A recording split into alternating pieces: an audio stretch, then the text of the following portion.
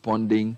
Then we see the letter from the... Initially, we saw the letter written to Aveji, informing him that he is no longer deputy minority. Then we see the full letter. Then we are scrambling to get more information. And then all kinds of things happening across the country. Free SHS issues, food, buffer stock. We haven't finished dealing with the COVID document. That was the big story for Monday. And we are working our way through it. And then all of this comes in. And then in all of that, Bernard, there's quality of life issues. Like Bernard, I'm a Dansuman guy. You are a Lego Madina guy, right? Yes. Like traditionally. Yes. Quality of life issue, like what?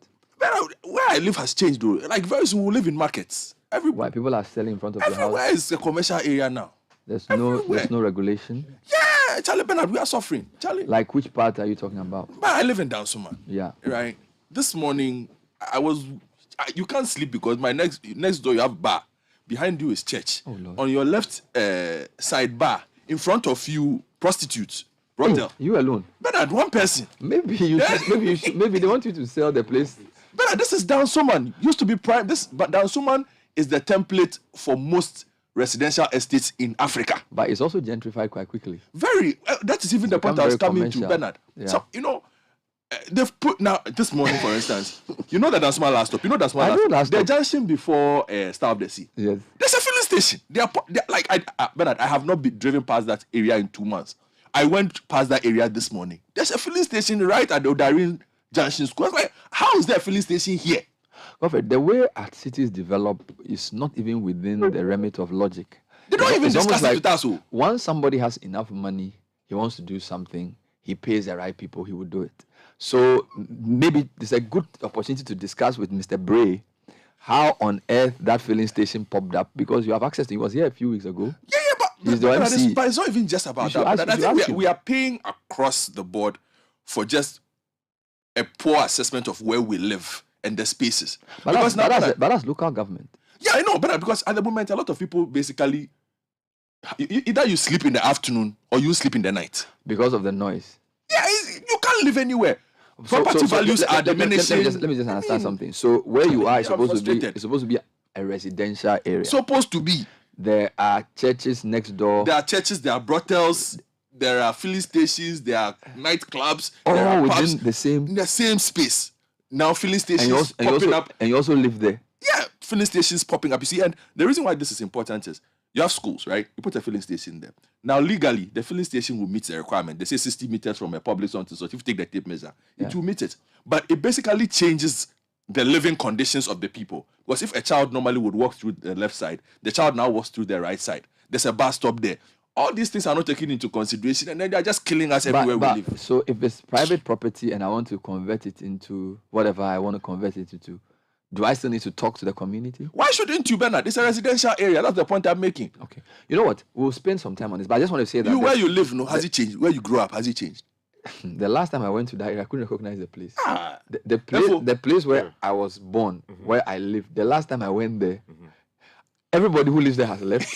Yeah, everybody's leaving. And the number of kiosks, and this is Madina I'm talking about, like it has been, the kiosks have taken over the road. They have kiosks the place for you. Yeah, but you know what? Let's get into the newspapers. We'll come back to this. Let me take you to the front page of the Daily Guide, very well. Yeah. where local coups are taking place apparently. Esiedu Ketia fires Haruna Muntaka in NDC coup.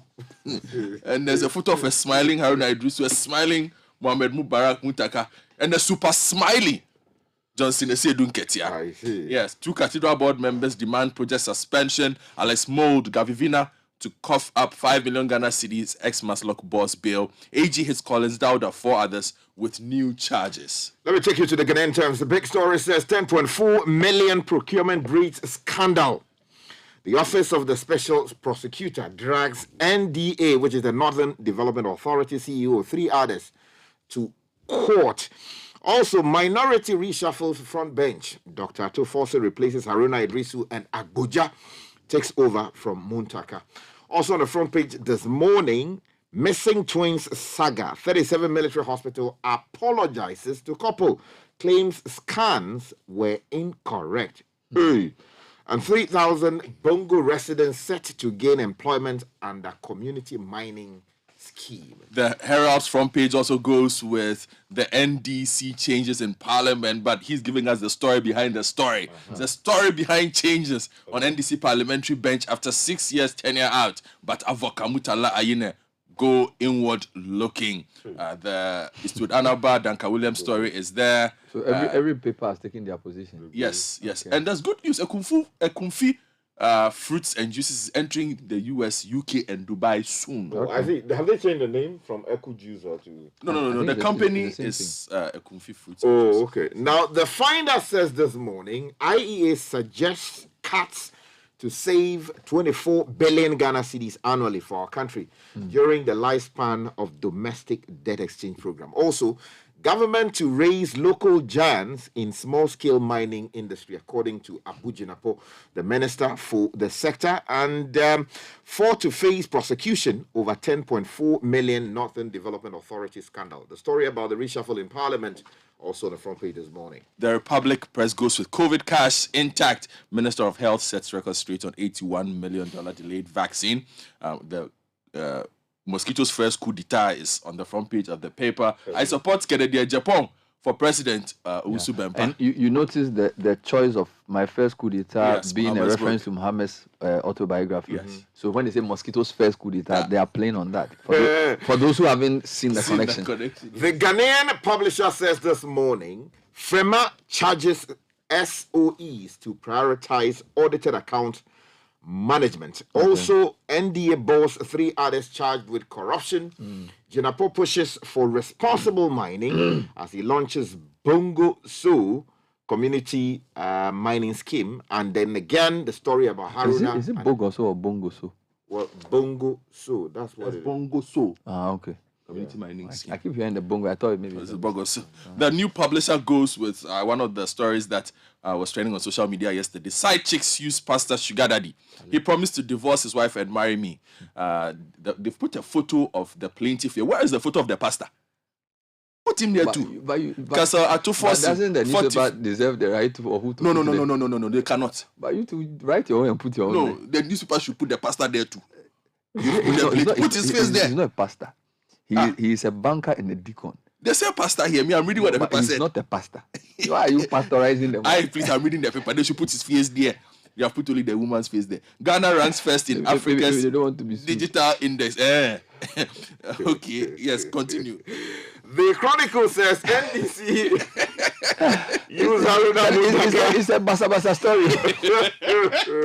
Who go there? It be chaka. Who go there? Let's talk about good morning. When somebody says something is chaka, who go there? You know when Citi people say, listeners, please forgive us. When Citi people say something is chaka.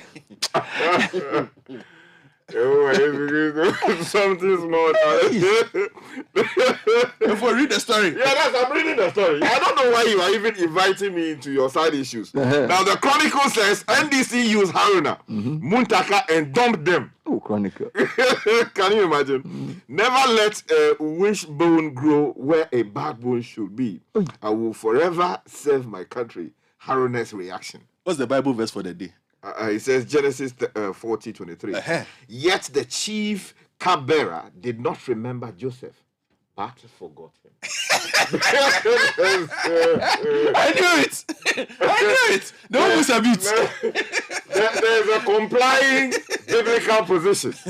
Let me take you further. No, hold on. Still on the Chronicle, there are a few more stories. Okay, Information Ministry AG rejected our input. So basically talking about the Auditor General's report, and they're claiming that the Auditor General rejected their input on some of the ill findings made against them. Also, I'll work with the clergy if elected President Alan Chaman. Alan met a slew of men of God at a program a few days ago, and it was an interesting one indeed. That's right. Yes, the elections are coming, and the men of God are being courted. They are saying things. Speaking of which, there's a story, I don't know if you've seen, where Eastwood and Duncan Williams have... Yeah, we've mentioned that. Okay, we've mentioned that, yes. We've mentioned that. Finally, from me, Bernard, from the front pages of the BNFT, our Greek CSOs want tax exemptions on imported inputs. Tariffs hike will dampen recovery and employment. Financial services industry to unite against debt exchange. And then global education has reached a tipping point. This is from the press, a feature written by the President of the Republic of Ghana. I'll give you details on that one later. Okay, and the new crusading guide says sack NDA boss. Pressure mounts on government to sack Sumaila Abdul Rahman over OSP criminal charge. All right. Also, some of the stories here. Ghana's ultimate entrepreneur competition kicks off and shake up in NDC minority. Haruna Idrisu out at Forsen. Let me give you a few more stories of interest. So, Okujato Blackwa is on citynewsroom.com. He was on Face to Face yesterday. He says, National Cathedral may cost $1 billion, not 400 million. He's the guy on that beat. Now, a lot of reactions to the minority shakeup. For example, Ayine says lack of consultation over shakeup is deeply worrying. And then Fifi quoted defense changes in parliament and says there was consultation. He also says that the decision will not be reversed. Now, yeah, and then Asidu Ketia says era of 2024 polls will be based on economy. So Asidu Ketia in justifying the reshuffle. And then Tamale South, angry NDC members give party 24 hours to reverse Haruna's removal. So meanwhile, National Cathedral Board is engaging Deloitte for statutory audit of the project. Now that story has become necessary because if you go on my job online, the lead story there is that Duncan Williams and Eastwood Anaba call for suspension of National Cathedral construction until an independent audit is done. The two purposes. Yes, and then there was the reaction from the board was that they would do this. And then meanwhile, they also said they will cooperate with Shri's investigation. So the statement that Opoku Nyina signed also addressed that matter. And then a lot of stories around the Haruna and Co. removal. And just give you a quick story from Nigeria. Nigeria sees $4.3 billion of cash returning to banks on currency note redesign. You know, they redesigned their currency and sort of it led to some concern about whether people would actually send their money to the banks. Bloomberg is reporting that over $4 billion of money has returned to the banking system following that exercise. Keep an eye on that as well.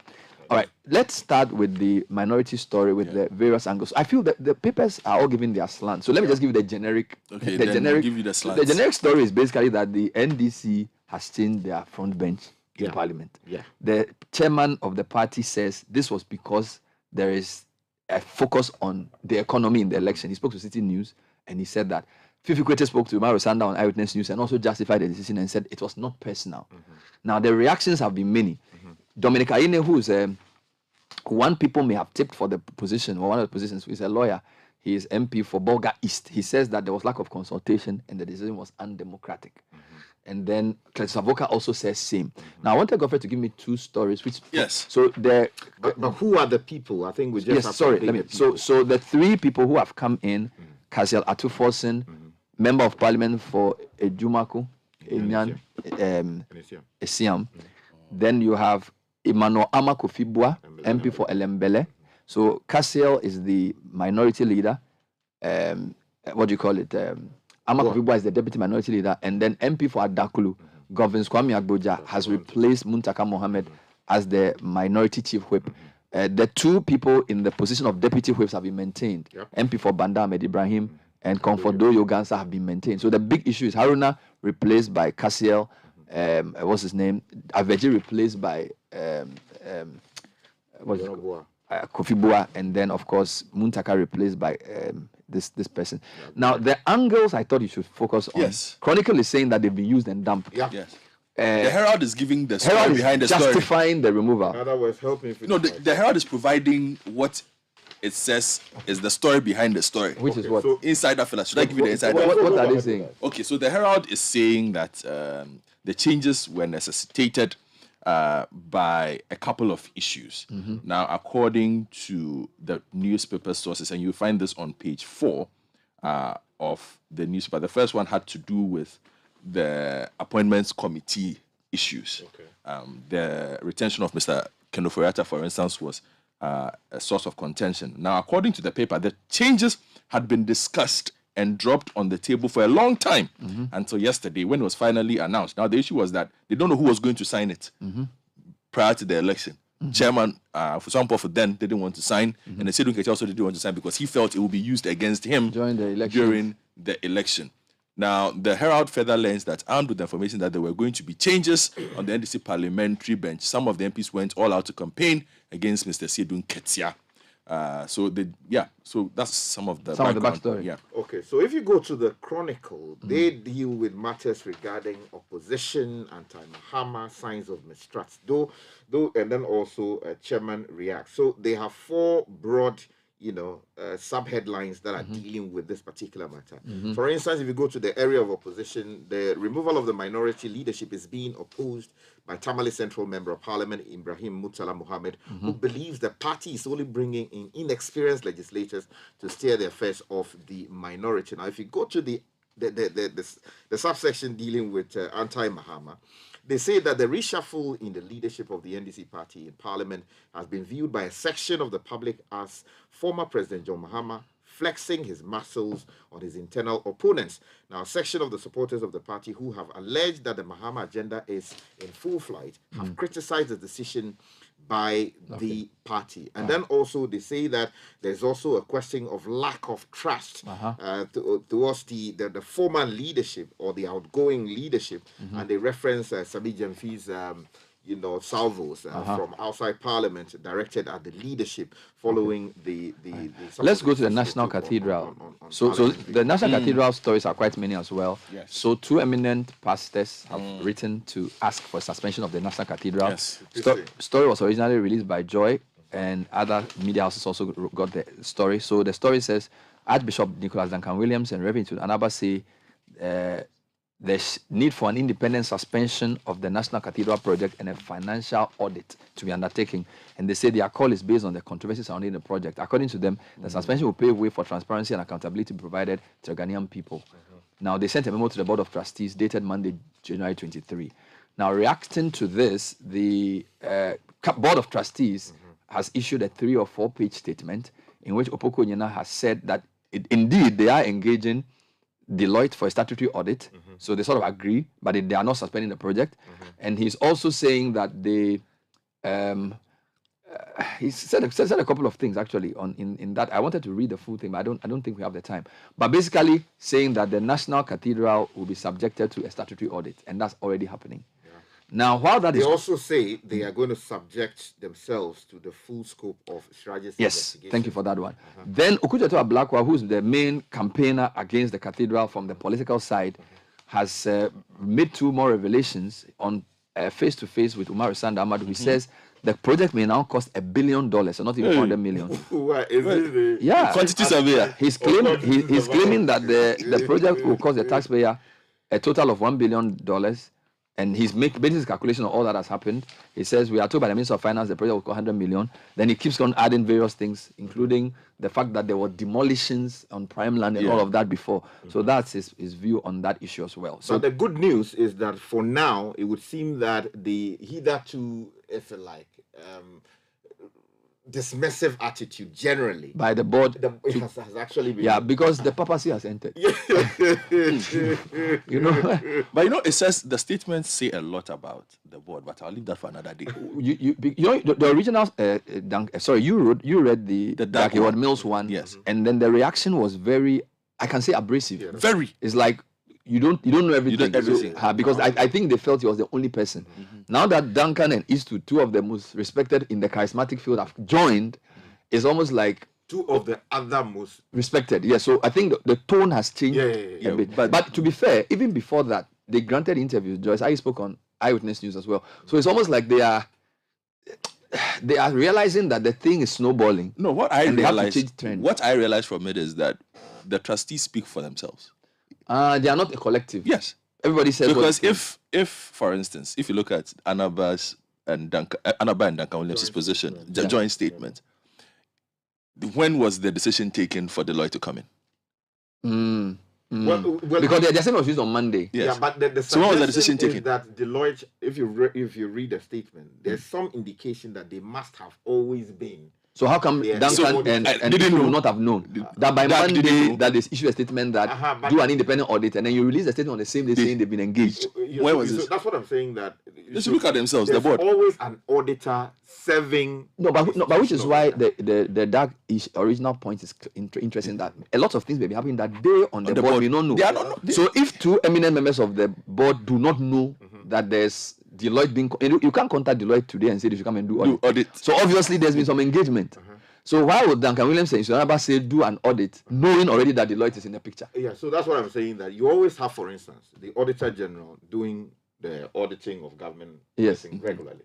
But there are times you engage them to do special audits to deal with that. We understand that. We're talking about the timelines. That's why I'm saying that, this goes on to, for me, just substantiate the point original point Doug made, that the Board of Trustees, they are just there. So they are not necessarily in control of the process. Because if two key members knew, they wouldn't be asking. Let's go to OSP. The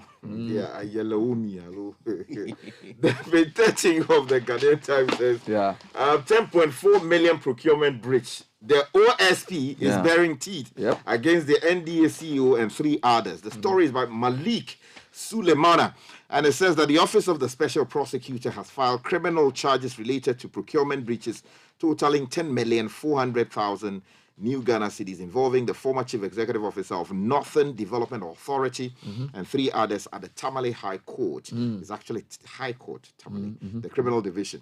Now, they are Sumaila Abdul Rahman, who is 56, Stephen Yergu Engman, who is 50, Deputy Chief Executive in charge of operations of the NDA, and Patrick Seidu, who is also 50, Deputy NDA in charge of finance, and Andrew Kundari, who is 65, the Chief Executive Officer of A&QS Consortium Limited. You know that recently there was a statement from the Special Prosecutor giving indication that they had finished investigations on some of these matters, and 2 of them are likely to be prosecuted before. Now, I must say kudos to Martin Kebu. The story I wanted to you to deal with was the DD quickly. So completely exempt individuals from DD EP over Ghana Association of Bank Agreement. So one of the conveners of the independent or individual bondholders is asking the government to completely exempt them, because the Ghana Association of Bankers has come to an agreement with the government. So they're saying that suggests that the government can meet its 80% threshold, and therefore they should be exempted. But the technical committee is still working. Now let me take you to the new publisher and this story that took over social media yesterday, and quite a few major news outlets as well. Websites published the story. Page 2 says that a beautiful young lady by name Deborah Sarah Madabla, resident of Line Accra, has dragged to court a married man she claims forced her into a love and sex relationship with him when she was a national service personnel at the headquarters of a private bank. The man was working and still works. Deborah describes herself as a victim of abuse. Did not only sue the married banker, who happens to be a junior pastor of a Tema-based charismatic church, but she also sued the bank as a legal entity for failing to protect her and other women, including married women, whom she alleges were forced into unwilling sexual relationships with senior male staff of the bank. So we'll get into some more detail on this later. Now, Reverend Wengam leads Assemblies of God leaders to pay courtesy on Dr. Baumia. That was a few days ago. And then there's a story about Alan meeting the churchy people, church leaders. Yes. That story is basically in the... I saw it in the Chronicle. It's also in the New Crusading Guide newspaper. He says he will work with the clergy if he's elected, and he met some of the key people, including Reverend Okwamponsa of Global Revival, Reverend Silfayo Se, Reverend Owusu Bempa, and all the others. So Alan met them as well. Yeah, and one... the Republic Press's front page says, I support the Japan for president. That's Owusu Bempa. Also on the front page of that paper. But let me take you to that Greek side of things on the BNFT's front page. You get the story details on page 3. Some key agri CSOs have condemned delays in granting tax exemptions and on imported agrochemicals and inputs. The CSOs, that's the Peasant Farmers Association of Ghana, Chamber of Agribusiness Ghana, CopLife Ghana, and the National Seed Trade Association of Ghana, said the hold-up could deny millions of Ghanaians access to cheaper food. Also has dire consequences for a sector that they said is already fragile due to global price increases in agric machinery and inputs. The COVID cases are rising in China, and I don't know what to make of it. BBC is reporting that coffins sell out as losses mount. China COVID. And I just thought this was a strange story. The coffin makers of northern Shanxi province have been busy. We watched the skilled craftsmen as they carved elaborate decorations into freshly cut wood. Over recent months, they say they haven't had time to stop. And apparently, in that particular area, some 8% of the population have been infected since China's scrap restrictions in December, according to leading epidemiologist Wu Junyu. You see, it's very interesting that the people were resisting continuous, what do you call it, imposition of curfews and all restrictions on them. And when it became really, really, really dangerous, the government decided, okay, let's ease it. The result is what we are seeing. I just hope what we are seeing in 2023 January is not what we saw in January 2020, where by March there was lockdown. So of course, we know a lot more about COVID now, so... And Bernard, let me take another story from elsewhere. Arsenal fans arrested in Uganda after celebrating Manchester United. I thought you give me the mining story. The story. Are you sure? Yeah, the story of the new crusading guide. Where is the Bongo mining story? It's also in the new crusading guide. The Arsenal fans have been arrested. Yeah, I said at least 8 Arsenal fans have been arrested in the Uganda city of Jinga after celebrating the club's win against Manchester United in the English Premier League. Yes. Fans were wearing the club's red jersey and carrying a symbolic trophy. Now, police said they did not have a permit to hold a procession, which is a public order. But they haven't even won the league and they are doing procession. That's what it is. What is the mining story? Yeah, the mining story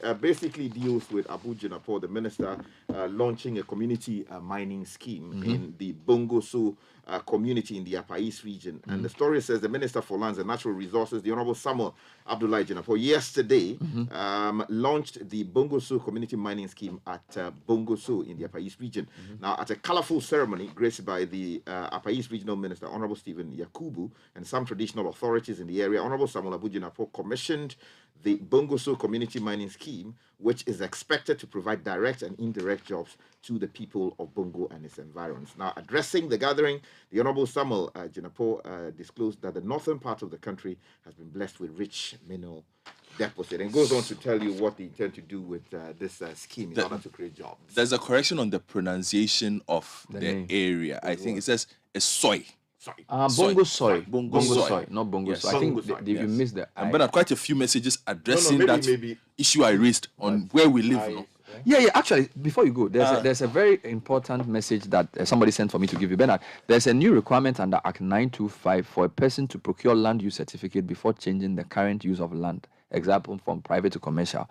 The assemblies breach the law. The law also makes provision for such requests to be displayed in a public data room. This is David Ofosu-Dote, a lawyer. So in reaction to your point, so actually you can. David, thank you. So you can take Act 925 from Sky, and then march to George Bray's office and say, "Opinion, what are you doing?" Hey, Mr. Bray, good morning. Let's do something. I'm coming to look for you. Let's deal with this matter. That filling station. You have to. So we are coming. Let's arm ourselves with Act 925. I am printing it to all the residents. The city's biggest conversation. You know, your papa see that? And it's Rickety car. Hey, papa.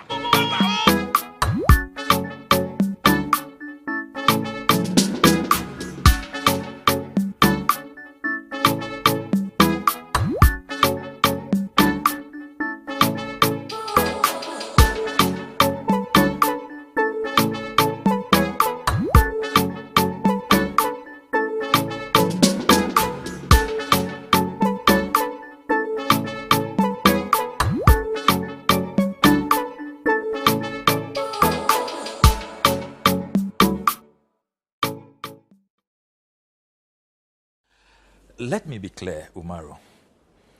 This is not an agenda against the church. I am not seeking to bring down a religion that I will be nobody without. I mean, I have said time without number that, where will I be without Christianity? Believe in, the saving power, the salvation grace of Jesus the Christ. All those who know me from my school days. Professor Okwe has said time without number. Anytime he's been chairing the house, and when we've had banters, he'll remind me about my, Sunday school days when he will hand over to me to take over, and preach the gospel. And in SU, Presec, I rose to become the vice president. Everybody knows I was the head of the evangelical team. So I'm not a pagan. So I'll get to that. I'm not anti-Christ or whatever they say.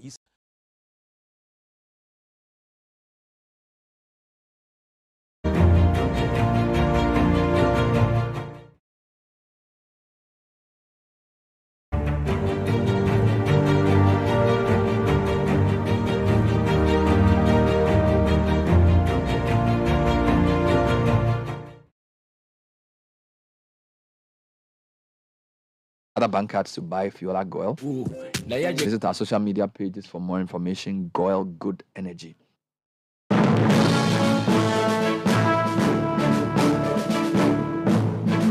Michael Ogbodu is in the house. Good morning, Mike. Good morning, Bernard. Hello and welcome to the breakfast edition of Citi Business News, proudly brought to you by MTN, Goil Enterprise Life, Your Advantage, Access Bank, Modern Banking, and powered by your most comprehensive business news website, citibusinessnews.com. Coming up, as the conversation on the debt exchange program lingers, Institute of Economic Affairs projects government could save over 30 billion cedis by cutting down on its expenditure. Also, energy consultant Dr. Yusuf Sulemana urges government to rather focus on stabilizing the economy if it plans on reducing the cost of fuel than pushing the good for oil policy.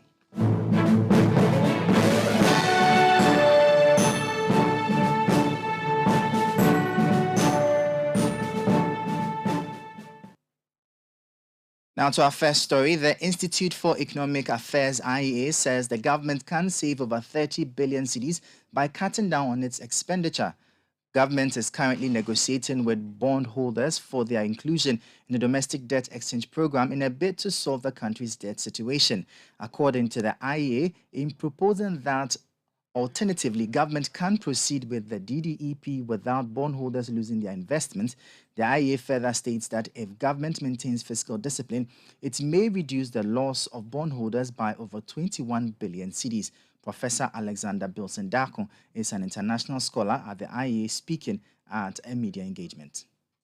34 billion Ghana cedi is what government will save in terms of present value. Present value of what individuals will lose to government. IEA has proposed another alternative DDE that could reduce this wealth that bondholders will lose from 34 to about 21 billion, which is significant.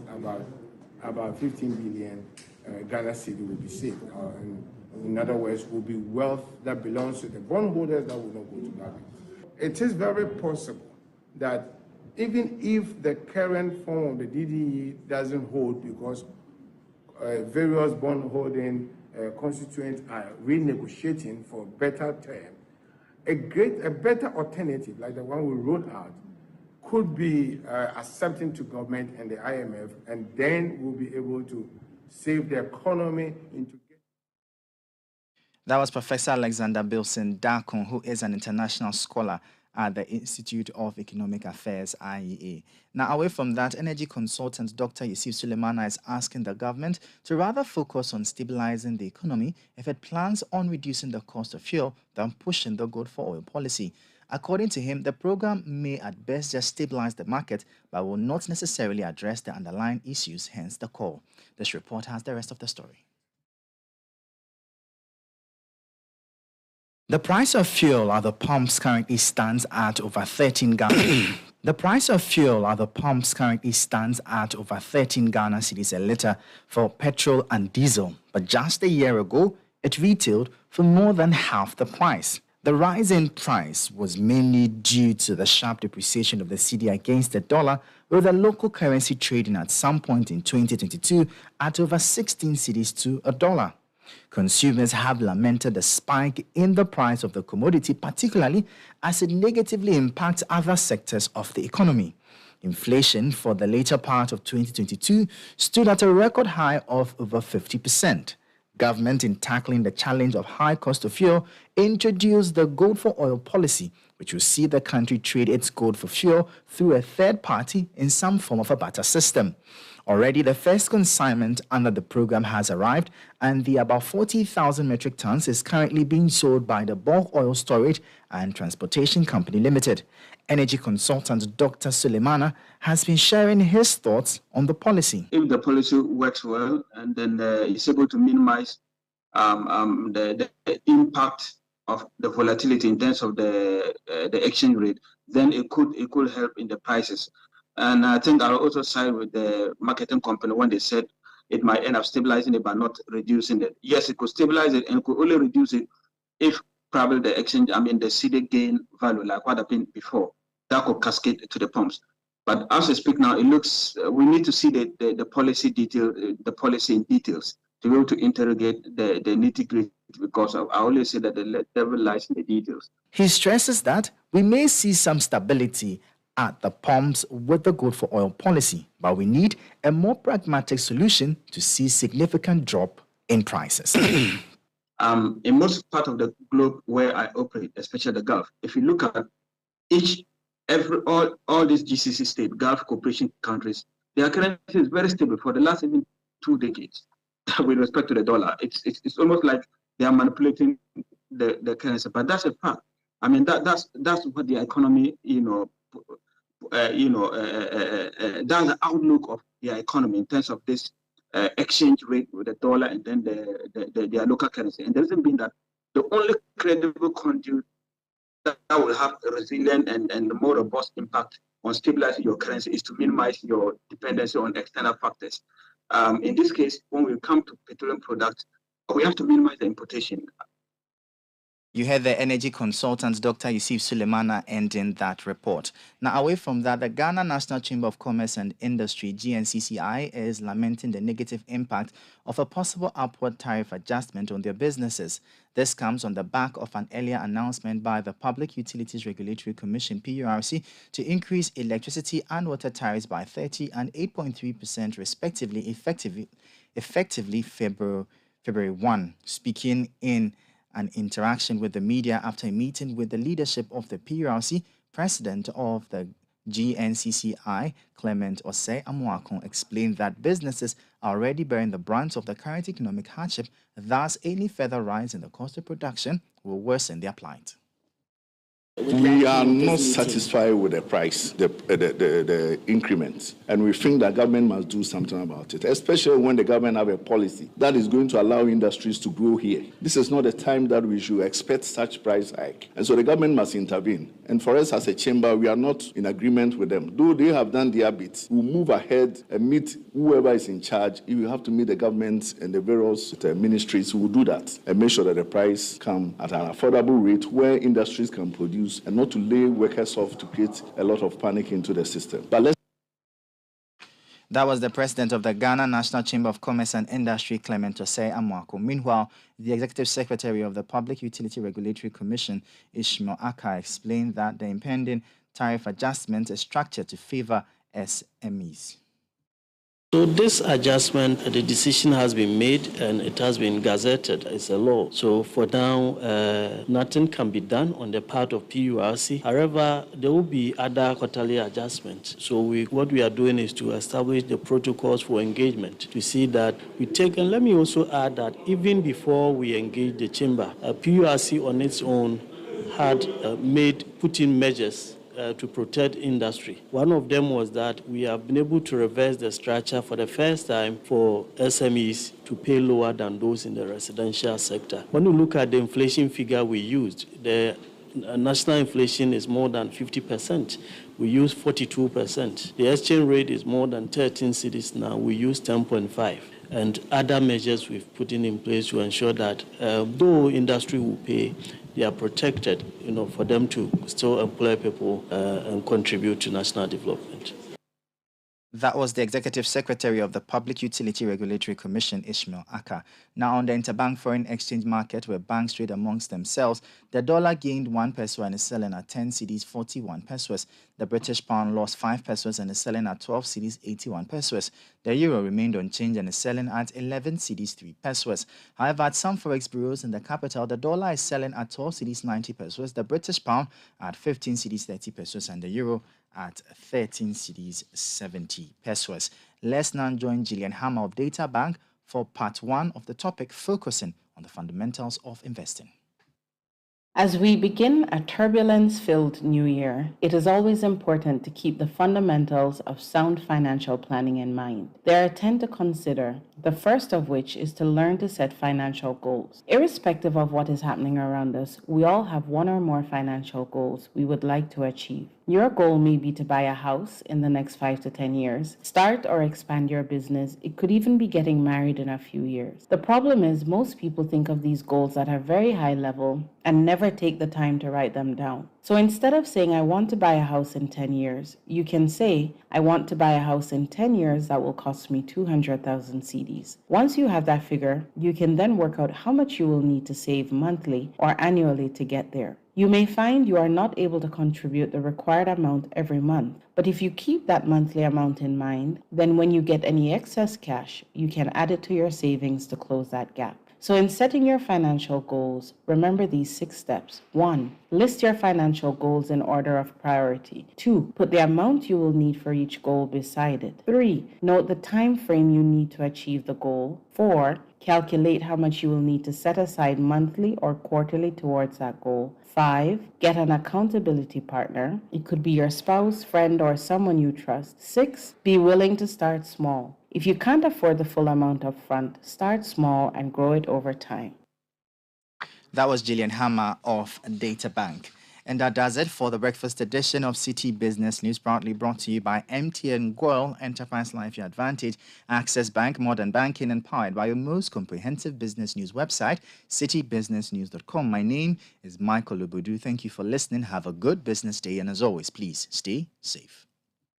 The other day, I visited Kweku at his spunky new office to congratulate him on opening his business. And man, was I impressed. The business is just moving quick. The sales, customers, everything is just working seamlessly. The secret, he said, it's MTN Business Board. Yes, I've tracked all of that, and his wife as well. And what's their names do they use? They use Kusibuating.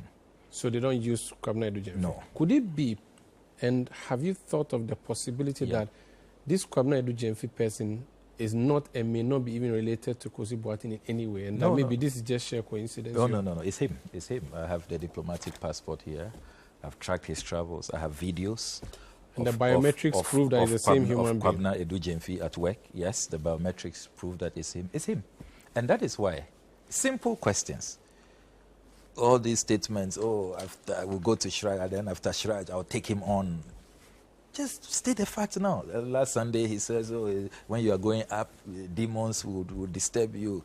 I don't know which app. Is it up the, mysterious ladder, fraudulent ladder, corruption ladder? I don't know which app. Because it's a simple matter. So I am Reverend Victor Kusibuating. I'm not the same person as Kwabena Edujemfi. I have one date of birth. Simple. He has not done that. I have one mother. Simple. So he has two mothers according to your record? Yes, because when he was filling for these things, because he wanted to outwit the GRA, and you see, all these institutions should be issuing statements now, carrying out internal investigations and telling us, how is it that they have been so, or is it that they are complicit? I mean, how did they take advantage of them so easily? GRA, Registrar General's Department, Passport Office, DVLA. How did this happen? Yes, I've tracked all of that, and his wife as well. And what's their names do they use? They use Kusibuating. So they don't use Kwabena Edujemfi? No. Could it be, and have you thought of the possibility that this Kwabena Edujemfi person is not and may not be even related to Kosi Boateng in any way, and that maybe this is just sheer coincidence? No, it's him. I have the diplomatic passport here. I've tracked his travels. I have videos. And the biometrics prove that he's the same human being. Kwabena Edujemfi at work. Yes, the biometrics prove that it's him. It's him. And that is why. Simple questions. All these statements, after I will go to Shraj, and then after Shraj, I'll take him on. Just state the facts now. Last Sunday, he says, when you are going up, demons would disturb you. I don't know which app. Is it up the, mysterious ladder, fraudulent ladder, corruption ladder? I don't know which app. Because it's a simple matter. So I am Reverend Victor Kusibuating. I'm not the same person as Kwabena Edujemfi. I have one date of birth. Simple. He has not done that. I have one mother. Simple. So he has two mothers according to your record? Yes, because when he was filling for these things, because he wanted to outwit the GRA, and you see, all these institutions should be issuing statements now, carrying out internal investigations and telling us, how is it that they have been so, or is it that they are complicit? I mean, how did they take advantage of them so easily? GRA, Registrar General's Department, Passport Office, DVLA. How did this happen? Yes, I've tracked all of that, and his wife as well. And what's their names do they use? They use Kusibuating. So they don't use Kwabena Edu-Gyamfi? No. Could it be, and have you thought of the possibility that this Kwabena Edu-Gyamfi person is not and may not be even related to Kusibuating in any way, and that maybe this is just sheer coincidence? No, it's him. I have the diplomatic passport here. I've tracked his travels. I have videos. And the biometrics prove that it's the same human being. Kwabena Edu-Gyamfi at work. Yes, the biometrics prove that it's him. It's him. And that is why. Simple questions. All these statements, after I will go to Shraj, and then after Shraj, I'll take him on. Just state the facts now. Last Sunday, he says, when you are going up, demons would disturb you. I don't know which app. Is it up there?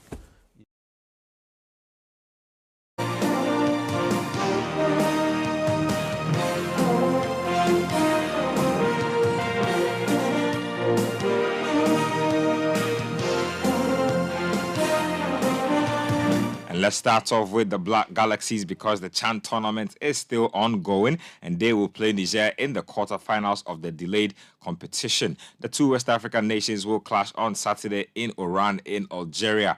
Ghana placed second in Group C behind Madagascar, whilst Niger won Group E with 4 points after a 1-0 win over Cameroon in their final group match yesterday. The 2022 Chan quarterfinal will be the second meeting between Ghana and Niger at the tournament. Meanwhile, Black Galaxy's captain Gladson Awako has assured Ghanaians that they will do their best to win the trophy.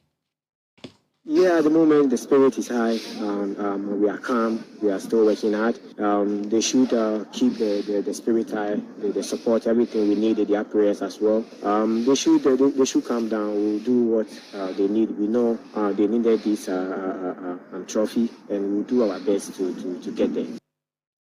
Black Galaxy's captain Gladson Awako speaking there. To some club news, and Great Olympics head coach Yao Preko says the club is looking to bring in new strikers during the transfer window. According to him, the team's inability to score goals is a major challenge that has prompted the team to make some new additions.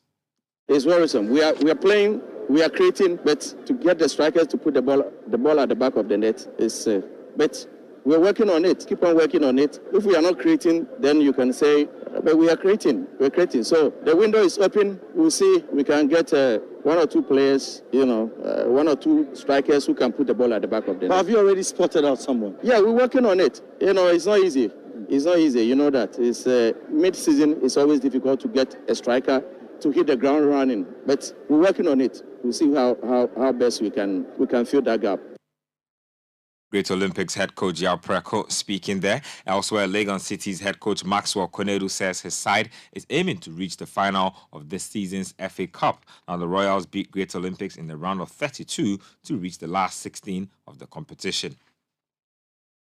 We're going all the way out. We also want to get into the finals and see what God will have for us. We have confidence in our boys, and we're not scared of any team at the moment. And we play all attacking football. So let's see what happens. When the draw comes out and we get the team that we know, then we know that we are good to go. So we'll keep pushing until we get to the finals.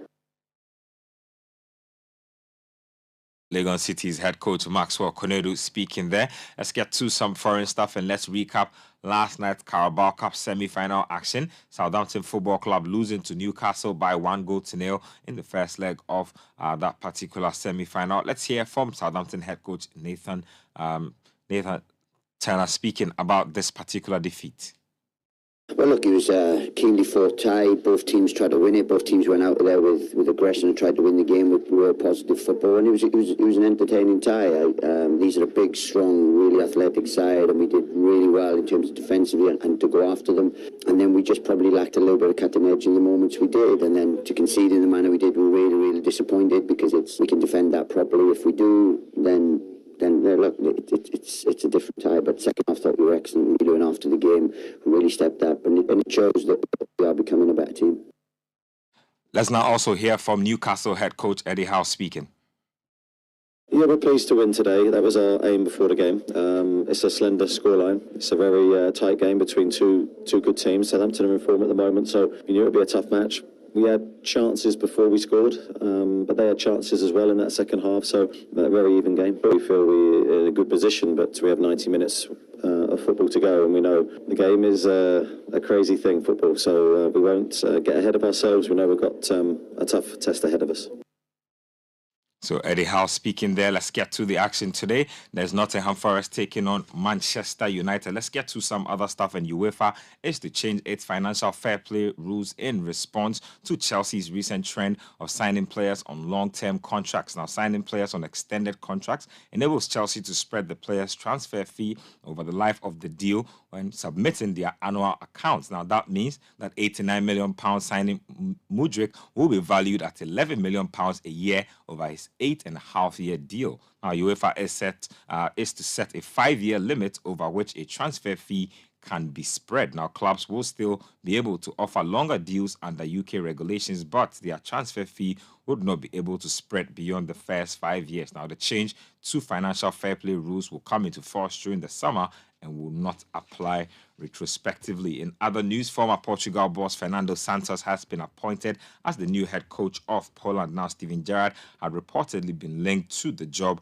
after the former England midfielder was sacked by Aston Villa back in October. Santos led Portugal to victory at Euro 2016 and the 2019 Nations League, but quit after their exit in the World Cup quarterfinals at the hands of Morocco. Now, he previously managed Greece from 2010 to 2014 and led them to the Euros and World Cup, where they exited at the quarterfinals and round of 16, respectively. Let's finish off with some basketball and let's get to some scores from the games that were played yesterday. The Mavericks lost by a point to the Wizards. The Bulls also lost to the Indiana Pacers, and then the Heat took on the Boston Celtics. The Heat winning that game by a single possession. The New York Knicks also won against the Cavs by a single possession, and then the Clippers took on the Lakers, beating the Lakers 133 to 115. The Hornets also lost to the Phoenix Suns 128-97, and then the Denver Nuggets beat the Pelicans by a single point, 99 to 98. That's all for this morning's edition of Kickoff. My name is Benjamin Nketia. Kickoff was brought to us by Lesheho. There's more sport at citysportsonline.com. Trust the process. The biggest things often start small. No matter where you are now, the most important decision you will make today is knowing where you'll be tomorrow.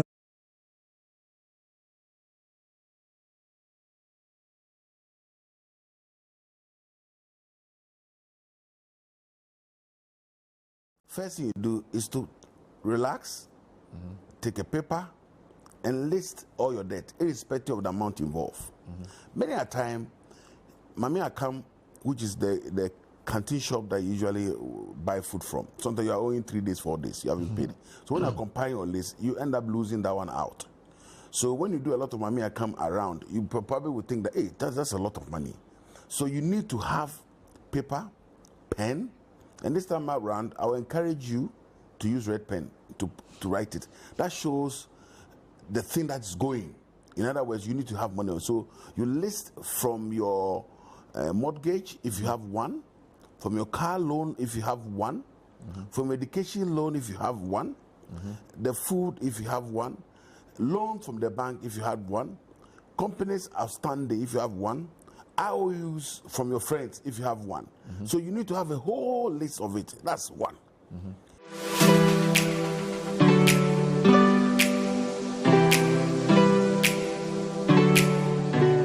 Thinking of employment opportunities to work opportunities. And what do I mean by this?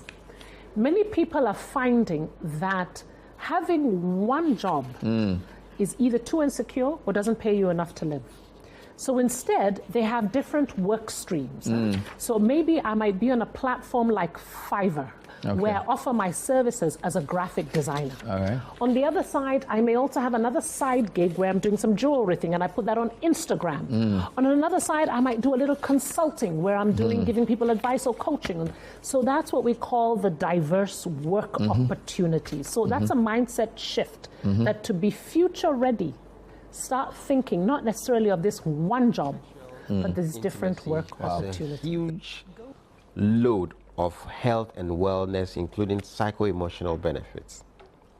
You know, and which is why we need to address the pain and the cause of the pain, just so that we make the experience holistic, pleasurable, just so the individuals, particularly the women, can derive the benefit. For instance, good sexual experience, when you have good sex, that leads to orgasm, at least 2 of that a week, has been found through scientific research to even limit the risk of some medical disorders by 50%. Serious? Yes. 2 times a week? Yes, 2 times a week. You are calling it like a prescription. Some people are actually, this one they have to scatter. You know, and obviously the more the better. People are updating their notes and making new resolutions. You know, and so it has a tendency to boost your immunity. Forgive. You know, and that's how your body is able to stand up to infections and be able to protect itself. It enhances your mood. The person that says that, yes, I can patronize your services, but can you reason with me in this way? This is what I'm dealing with in my own setup, so can you meet me halfway? We need to learn how to listen to these people and truly hear them and trust what they are sharing with us so that we can continue to be in business. Remember, we are holding each other's hand. The person who is employing you, your customer who says that, give me a week to pay you. The person that says that, yes, I can patronize your services, but can you reason with me in this way? This is what I'm dealing with in my own setup, so can you meet me halfway? We need to learn how to listen to these people and truly hear them and trust what they are sharing with us so that we can continue to be in business. Remember, we are holding each other's hand. As you can, try to know yourself. Okay. And I want to entreat for those of you out there who want to know yourself.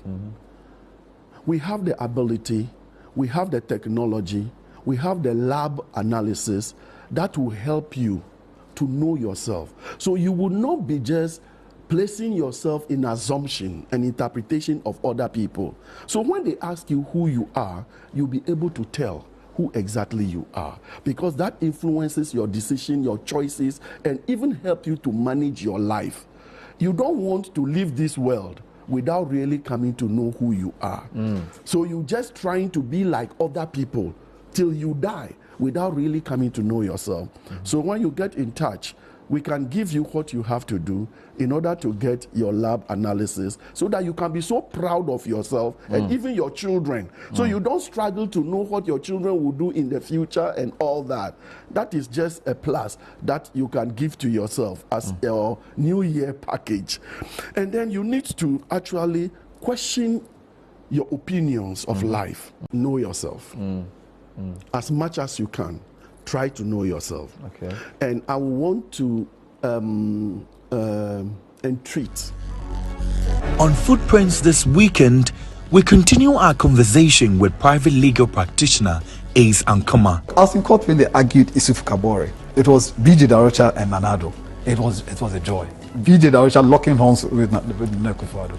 And those were sights to behold. You love to be in court to see the arguments. Bro, and the law and you know this, Mr. President, show boy. Oh please, look, he would put his handkerchief here, one white handkerchief, one white handkerchief there. Sometimes when his thing comes, he puts his foot on the bench. The bench will sit on the nice, so stop him and listen. He's addressing the court. He's sitting and saying, you know. You are also associated with what we call the coffee shop mafia. Well, I'll tell you about coffee shop. And once again, I blame this man. This man and I, on Saturday, we had gone out somewhere. So you took me to coffee shop. And then when we got there, a debate ensued. And I liked the debate. And there was nowhere to have... you remember who were there? Oh, Egbe Fabio was there. I think Alfred Obami was there. Sonny Decker. Sonny Decker, you are right. Yeah. So Kwekubaku himself.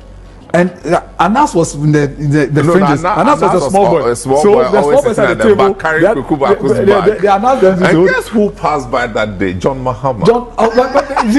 There are some things we don't want to say. Join your host Samuelata Mensah as he engages private legal practitioner Asan Kuma on Footprints this Saturday at 9 a.m. with a repeat on Sunday at 4 p.m. only on Citi TV. Footprints is proudly sponsored by Creamy Plus Evaporated Milk.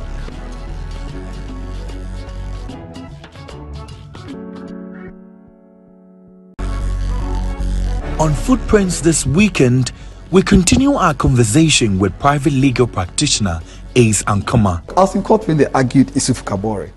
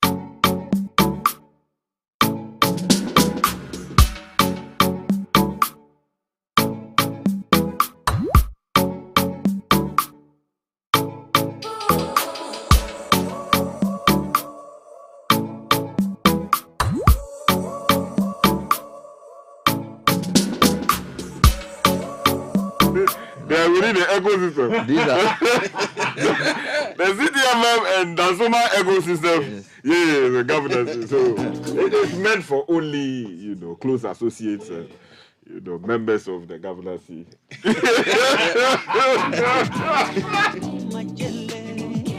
Every time we eat food and sugars are trapped between our teeth, leading to tooth decay, gum disease, and in some cases, foul breath.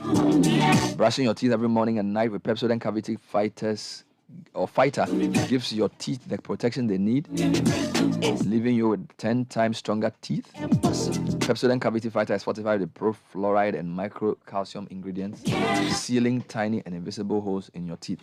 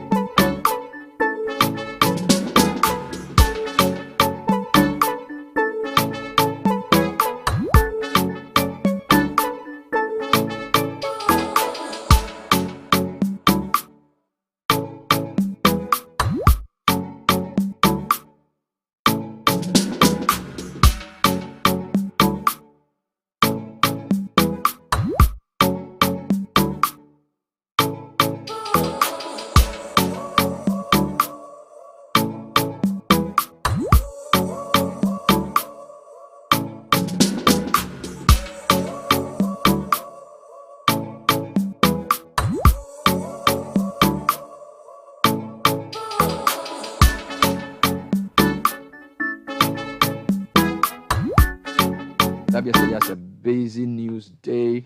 National Democratic Congress, the main opposition party in Parliament, made a raft of changes to its front bench. The front bench being the people who lead their parliamentary advocacy and work. So the minority leader, Haruna Idrisu, has been replaced by Kazelatu Forsen, who's MP for Ejuma Kwenyan. What's the third name? Bisia. Esiam. Ejuma Kwenyan Esiam. And then the deputy minority leader and the president of James Klucha Veji has been replaced by Emmanuel Amakofibua. And then you have the minority chief whip, Mubarak Muntakamo Mohammed, being replaced by Governor Kwame Agboja. The deputy Ahmed Ibrahim and Comfordo Gans have been maintained. Depending on how you see it, some people say this has been in the works for over a year. The fact that the replacements will be made. Some people feel that the front bench of the NDC not having a lawyer could affect them. But some are saying because the main issues in Ghana are economic. The three people who have been selected are all from the economic sector. Cassiel from the economics and finance. What's his name? Amakofi Boa from the energy. And then, of course, Kwame Agboja, an architect from the roads and built environment. I know what Sky thinks about this. We were on TV and radio yesterday. I just want to take your quick reaction to this before I play a couple of quick voices. Quickly, just General Seydou Nketia showing that he has arrived and he's making decisions. So that's the angle you see it from? Yeah, a couple of things. If you know Seydou Nketia's personality well, he likes to be in charge. And I think it's one of the things that made him such a sound General Secretary for the NDC. There was no doubt as to the fact that he was in charge as General Secretary. And I think this is quite the statement to make after becoming chairman, to show that this is a new regime. Quick question. In the way the parties work, is it the chairman or general secretary who is the ultimate in that? So the Adabraka office here, who has a higher position? Is it the party chairman runs? Has a higher position? Yes, but the general secretary does the day-to-day. So the chairman is like the board chairman? Yes. And the general secretary is like the MD? Yeah, he's more visible. So they work together? Yes, he's more visible. Okay. Now, with regards to Parliament, Sky can help me out here. He's covered Parliament a bit more. I've been around Parliament once in a while. But I do not know of any party official who spent as much time in Parliament, and this is outside his period as a parliamentarian, than Seydou Nketia. He made a habit of being around Parliament. He's a member of the board. No, outside even before that? Yeah, outside of his role as a member of the Parliamentary Service Board, you would see him either up there or, that space that they give to visitors. He's there. For some, he wants to know whether his people are working.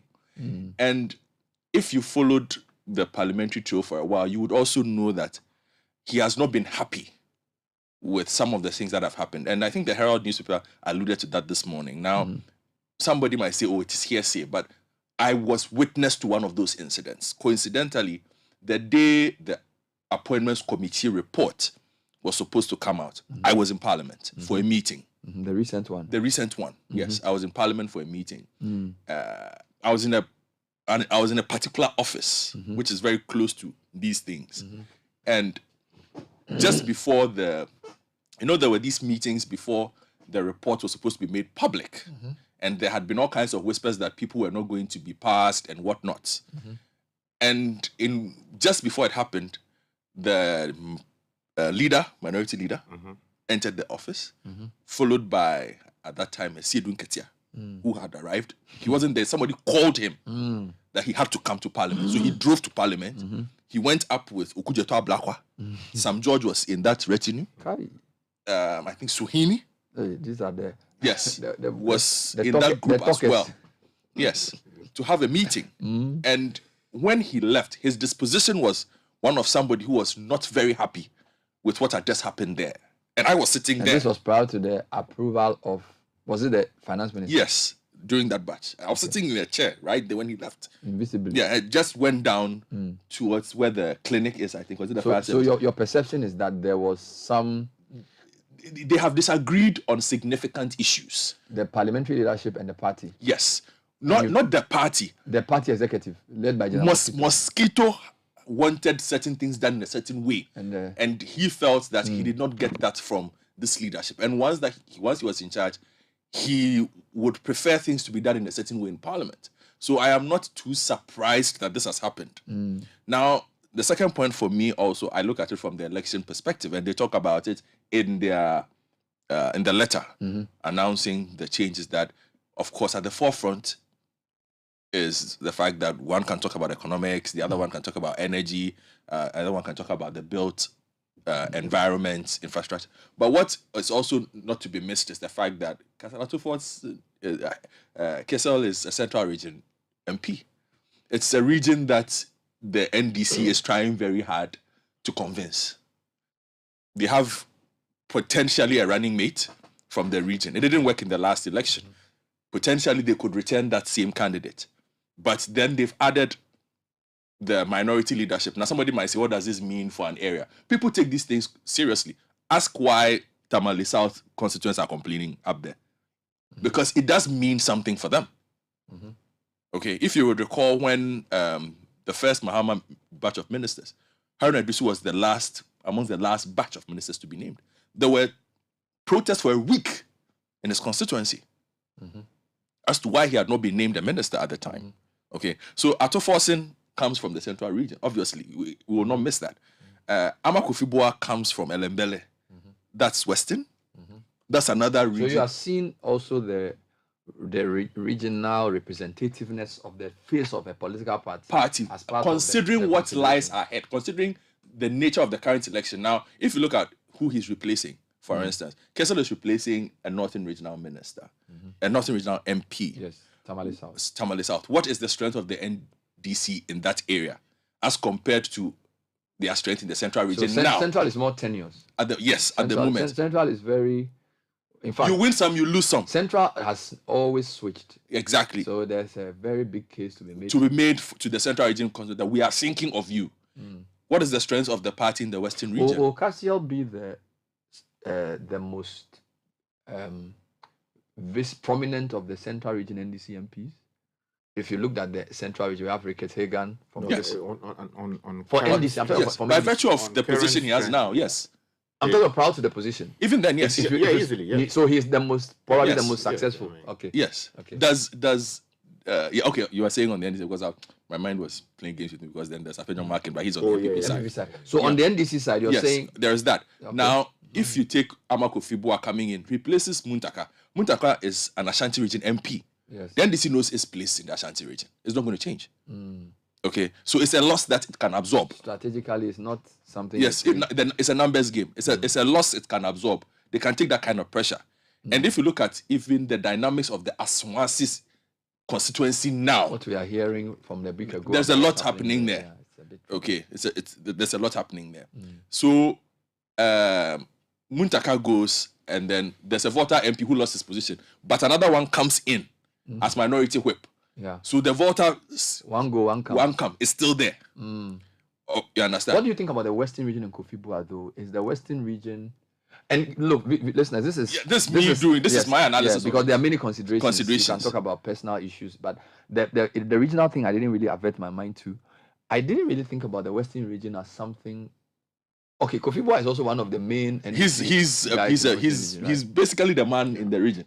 Yeah, I mean, you see, we should not be surprised about the Kofi-Boa one. Yeah, because look, even before Jane Nana Opoku-Agyeman professor was named, Kofi-Boa was one of the people who was strongly linked with the running mate. Yes, as a possible running mate.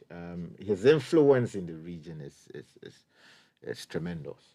Because, of course, when he came in, people had very little expectation of him. But, with the support of his own brother, Frank, in the Western region, they were able to topple the Honorable Wasame Uble, for a long time CPP Member of Parliament, if I may use that in previous Parliament of the Republic. And he did not just come to see what was happening in Parliament. He applied himself to the job, and then also as a Minister of State, Deputy Minister previously. And his influence and stature has grown so much so that it was possible for people to begin to talk him up as a possible, vice presidential candidate. Again, if you remember, correctly, you would note that under the Mills government, and again, when he moved over to the Mahama government, there was always a conversation by the chiefs of the area that, yes, we have discovered oil. We want one of our own in the person of Kofi-Boa to manage that particular space for us. Of course, earlier, Sipayanki was mentioned as one of the possible, persons to manage the energy sector. But the clear choice that came in from the chiefs and the people was the Honorable Kofi-Boa. So in terms of his influence and his approach to public office, I think it's on Western region is interesting. So you've looked at the numbers. In 2016, in terms of parliamentary seats, MPP won 13 and NDC won 4. But in 2020, NDC doubled the 4 to 8, and MPP reduced from 13 to 9. So you can say Western region was split. 8-9 for MPP for parliamentary. But let's also note the the division. I'm doing that. And the Western North. Western North was 6-3 for NDC, and it maintained 6-3. So Western North, NDC won 6, MPP won 3 for 2016. They maintained that same split. But for 2020, NDC increased its seats by 4. in the Western region, and MPP lost 4. But Central region and MPP in 20, what do you call it? NDC made an inroad in 2020 in the Western region, in the Central region as well, in terms of parliamentary seats that they got. So it's just, I think it's sort of the dynamics. The Western region is, after the division, the Western MPP has had an advantage, but I think possibly they want to close. I don't know. Right. So you've dealt with the regional issue. Yeah, then you have Ahmed Ibrahim Bono. They've been there. They've been there. And then do you, of course, for the other area. So when I look at it from that perspective, but for me, But let's come to what the public wants. Quality of parliamentary advocacy, knowledge of parliamentary procedure, steadfastness in being true to the public purse, and fastidiousness in doing the work of a parliamentarian. Let's forget about political calculations for a while. If you are listening as somebody who's going to work, is there a reason to believe that these guys will be any different from the 3?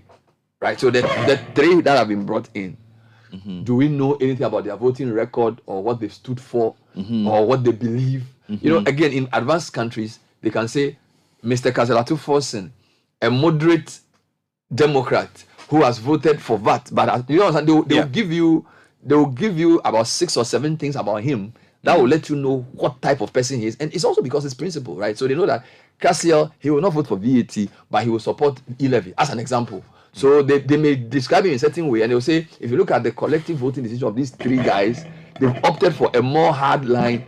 I'm not sure if I look at Haruna, Aveji, and Muntaka as a collective, and then I take Cassiel, Akofibua, and Agboja, I'm not sure if there's any discernible difference in how they see, for example, any economic policy, whether their views on the budget or free SHS or corruption. I'm not really sure. I don't even know if I'm able to tell their voting record. And I think it's a real indictment on us, the people who cover them, that we've not been able to even tell the public, do you get me, how distinctly different their outlook are. I mean, you can say Agboja, for example, yes, he's very strong on roads and he's always consistent holding Amakwata's feet to the fire. But that's all. You can't really, what are his thoughts around some of the contentious issues? But that's because of the whip system that we run in Parliament. So it becomes very difficult to sometimes separate the personal opinions of MPs from what their party ultimately wants. Don't Western parliaments have whips? But we are not talking about Western parliaments. We are dealing with a very specific parliament. Is it the whip system or the fact that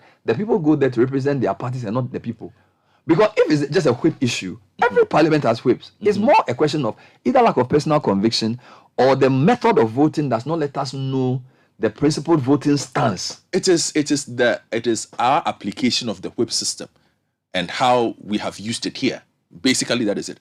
Now you ask a question about, for the ordinary person, what does this change mean? Does it do anything for me? But this change is not for the ordinary person. Let's also be very, let's not think that this is a public good decision. This is a political good decision.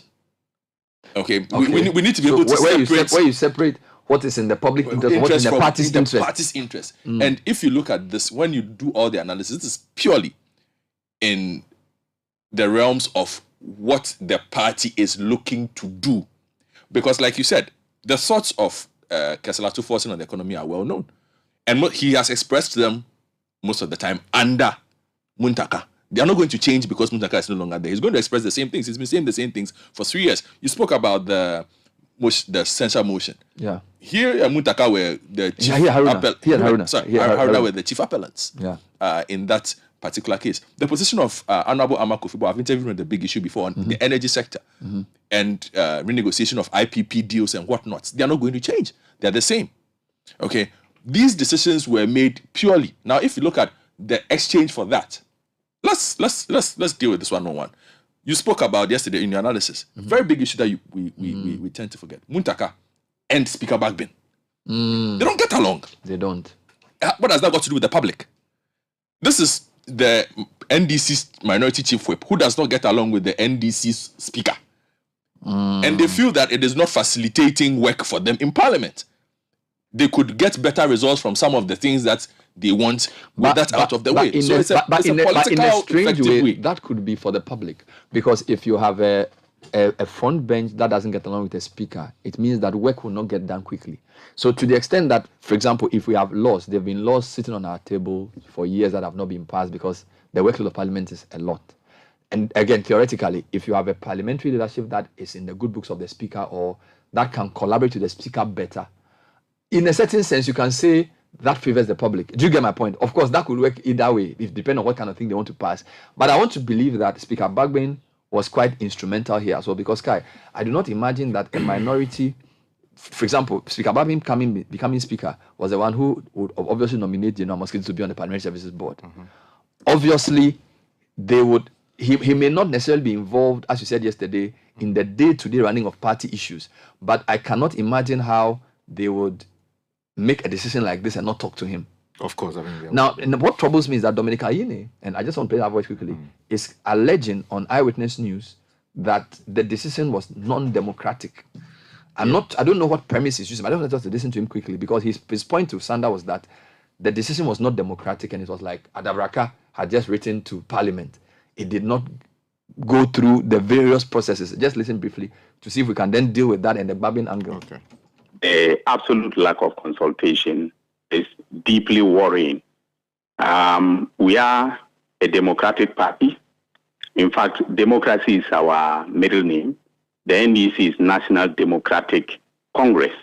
And so we should conform to democratic principles in decisions that we make as a party. And so it is true that there was no consultation. At least I wasn't consulted. There was no caucus meeting at which we were told that a new leadership, was being proposed for a parliament and so on.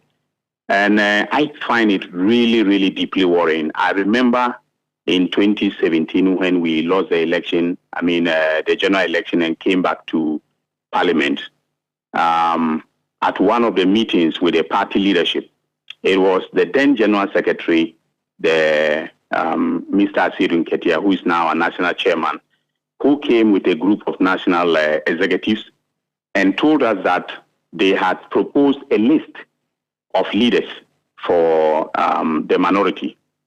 And that list was, of course, the leadership, the outgoing leadership, with Haruna Idrisu being the minority leader. At that point in time, some of us raised questions about the lack of consultation. I was one of those who raised those questions. We had the Honorable Agalga raised, an issue about lack of consultation. Honorable Inus Afuseni raised a question about lack of consultation. And we were told that the regional caucuses were consulted. That was what General Mosquito told us, that the regional caucuses were consulted. And I retorted that our regional caucus was not consulted. And he said the leadership of our region, was consulted. Now, Umaru, I'm saying this to underscore the fact that even at that point, General came to the caucus to announce the names and to talk to us about their reasons for choosing, the personalities that they had chosen to become our leaders.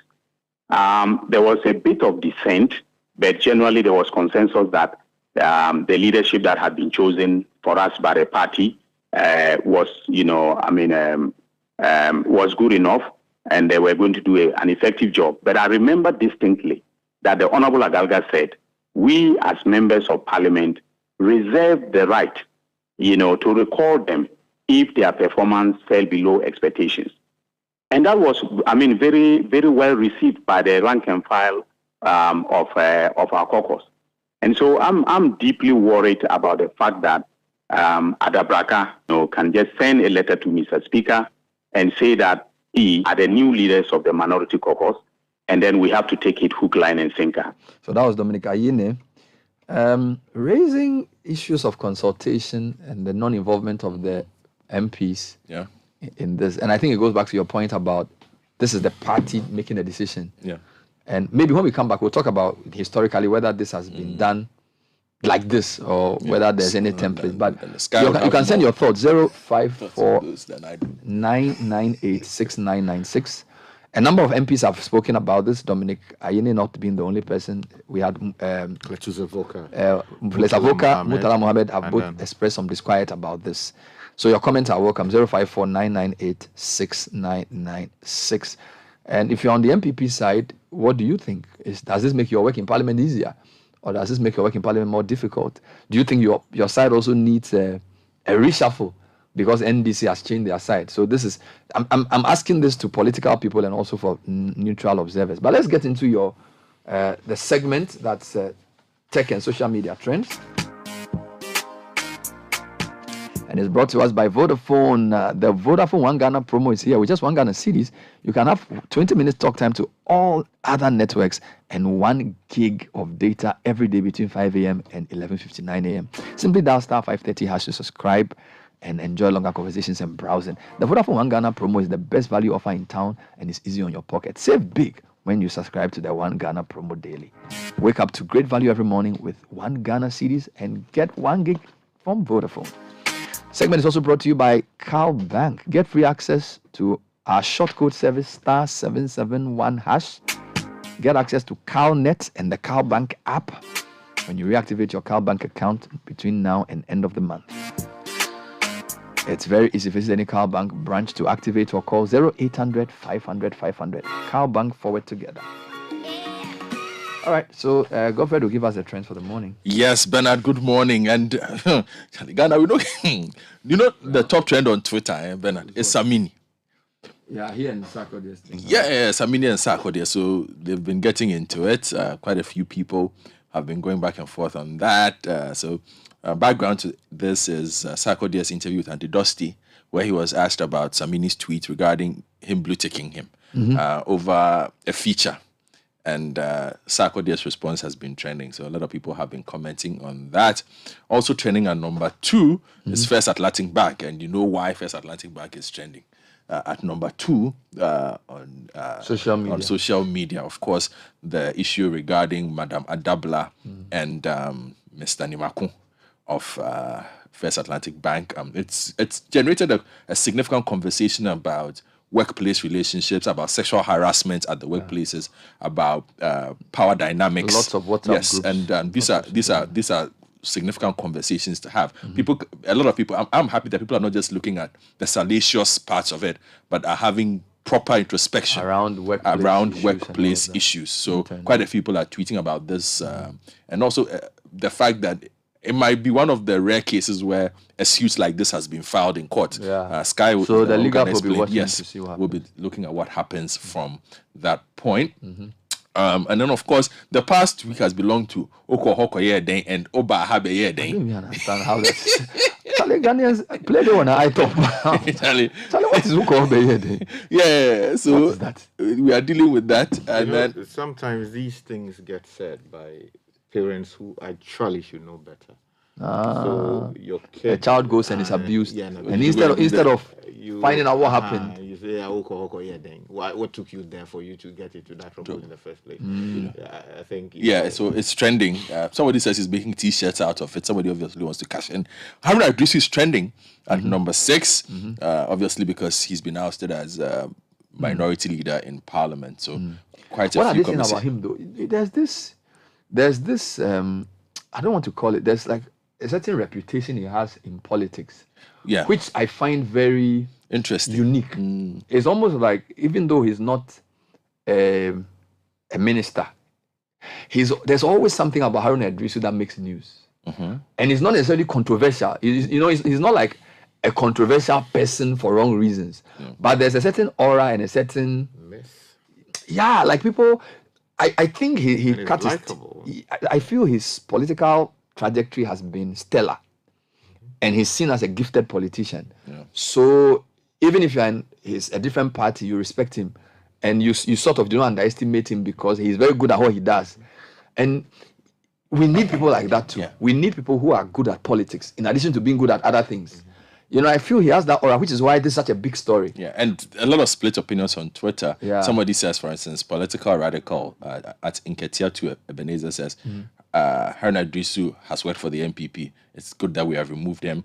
Obviously, an So there are NDC people member. who feel that Yes. he's not being as hardline. Yes. And then, of course, the video of his constituents who have masked up at the party office. Yeah. Somebody tweeted that and said, sometimes one can fathom the actions of others. Is Bernard Avle the first leader who has been changed in Parliament? Yeah. So this is a question that he's also asking. Anyway, let me give you some quick tech news, and then we will wrap this segment up. Yep. So Google is going to shut down spam backdoor for political campaigns. So they are planning to end a controversial pilot program that allows political groups to bypass Gmail's spam filters later this month. So that's something that we should be on the lookout for. And then on WhatsApp users can now link their account on Android or iPhone handsets to WhatsApp for Mac OS by simply scanning the QR code. That was taking social media trends.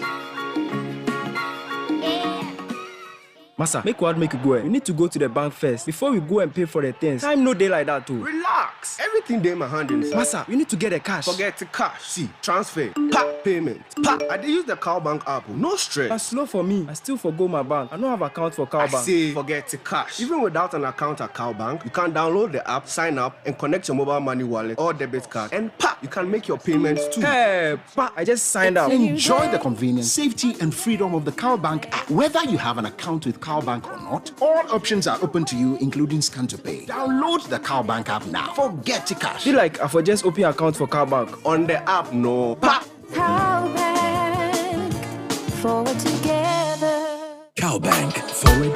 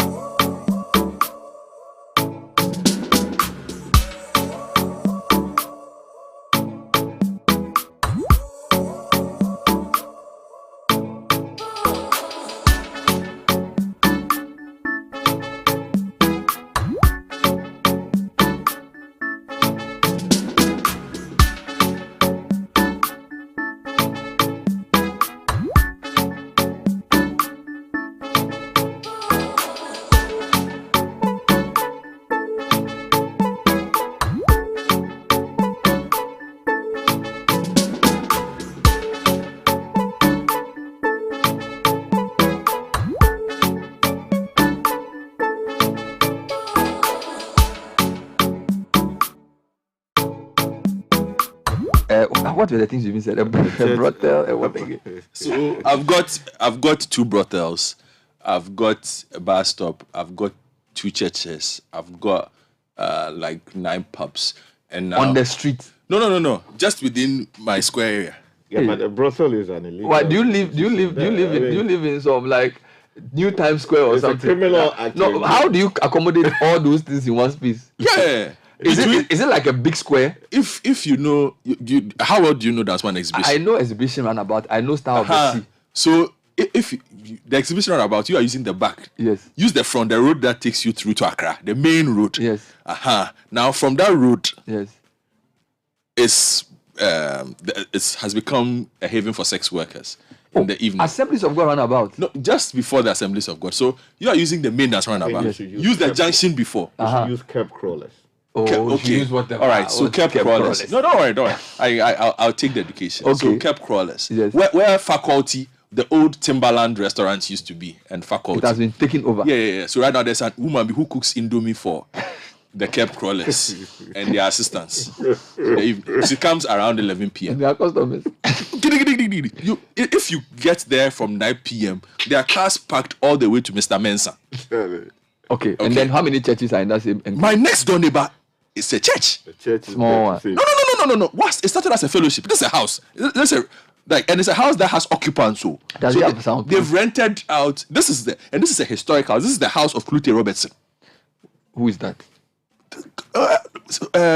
Commonwealth gold medalist boxing. I caught his uncle. So it's a compound house.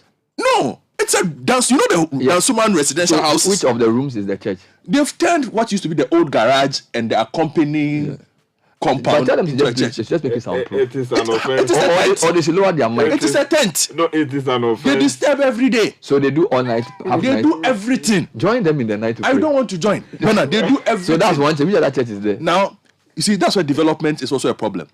Now, as soon as now to the road that you know, the Dansuman roundabout road, you know they fixed it. Yes. It takes you to now it can take you to Kamara Village Gate. Yes. As soon as they fixed it, now we have car sales points. So they sell cars. Oh, car ports have also come. As in second-hand cars. Yes.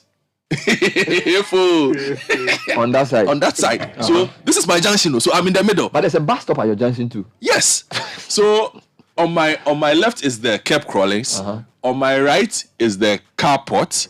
Now when you get to the Datus Junction, proper as well, we have night activities. So we have like clubs, pubs, and things. That's okay at some of the junctions. But there are schools, and whatnot. Then 2 junctions after that, you have the brothel. But why don't you start a business? Which business should I start? I can't sleep. Which business should I start? I can't sleep. If you have this, I cannot sleep. If you have this agglomeration of different business interests, it means the traffic is high. Yeah, but you see. So maybe you can start like a tea joint or Ausa Coco in the night. There's Ausa Coco at the junction. Or fried. No, you can start fried. Like when I was in Lagos, one of my favorite things: bread and egg with Fanta Coke. It's okay. It's a business opportunity. Yeah, but if you can start like a fried egg business at your junction, that's to encourage the. No, to join them. If you can't beat them, join them. No. You see, you must fight them. You should fight them. Bernard, when the Chinese people came to my community. Or check. You can start check. Bernard, you can start check. When the Chinese people came to my community and undermined the residential status of the area, I took them on. Eventually, the government had got to remove them. The tomato. Oh yeah, tomato factory. I took them on challenge. Clear all the tools. Yeah, that's right. But we have to give credit to Clement Wilkins. Yeah, eventually. And listening. I'm coming back to the end. I'm just saying. So let me add one. The area has gentrified. So you just need to accept that it's no longer a residential area. You just wake up and smell the coffee.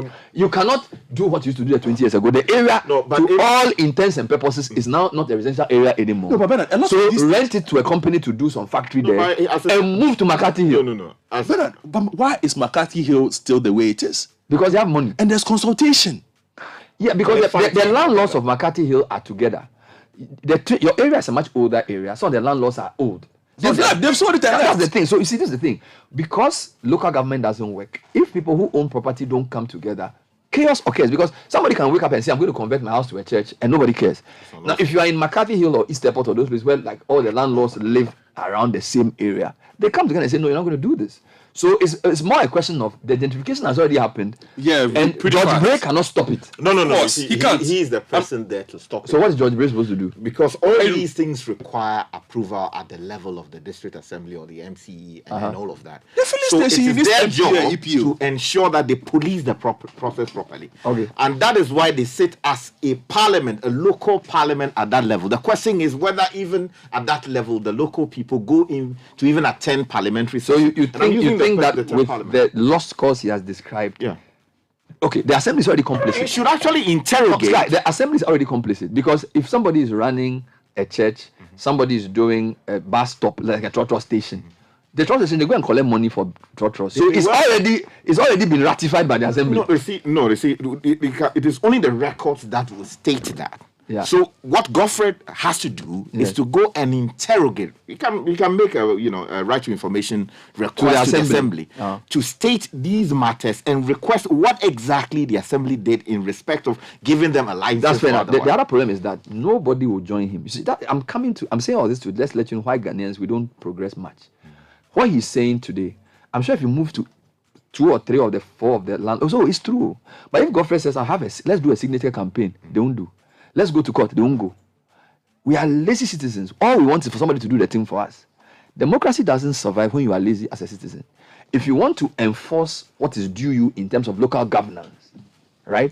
People must be awake to the responsibility of citizenship. And I can bet my last peso.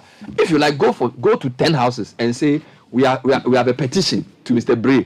Or we should go and do a picket. I will try. They won't do it. Okay, I'm going to try this with the filling station they have put at the Odarin Junction. They won't mind you. If you live in Dansuma, we will try this. That filling station business. We'll try it and see. Don't do anything. Don't mind. Try it and see. The success of the Willow Court people should tell you that there are always exceptions to the general perception that people are docile towards someone. But that was middle class. It's a gated estate. They had a radio presenter leading the charge who has a big platform. And they had an MC who was more engaging. He came for the meeting, you invited him. So the conditions, so that's what I'm saying, that citizens need to wake up to their responsibility of holding even local governance in check. They must wake up to even understanding the laws around spatial development. And there are also issues of we, the citizens, ourselves causing the problem. You go and buy a land somewhere and you start building without permit. Then you go and backdate the permit. So it's like you move and do all the things you want to do. Then so you don't have electricity, you don't have road, you don't have street, so you don't go to the right process. When the thing dunya in our parlance, then you now come and correct the thing.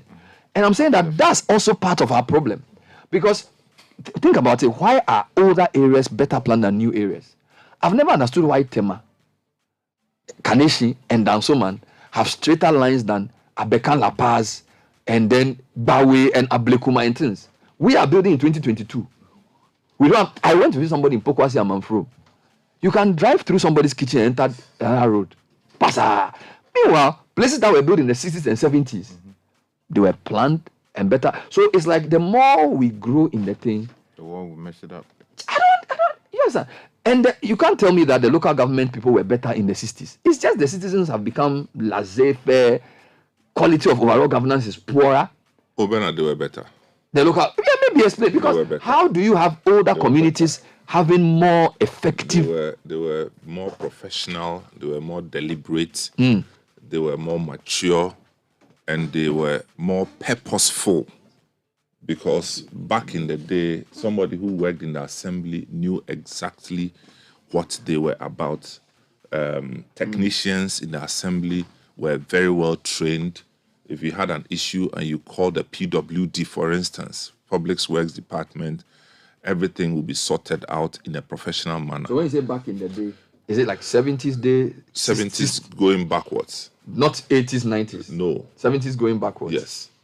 And I'm talking about, of course, our population was smaller, much smaller. But, you talk about Tema. Let's even give it...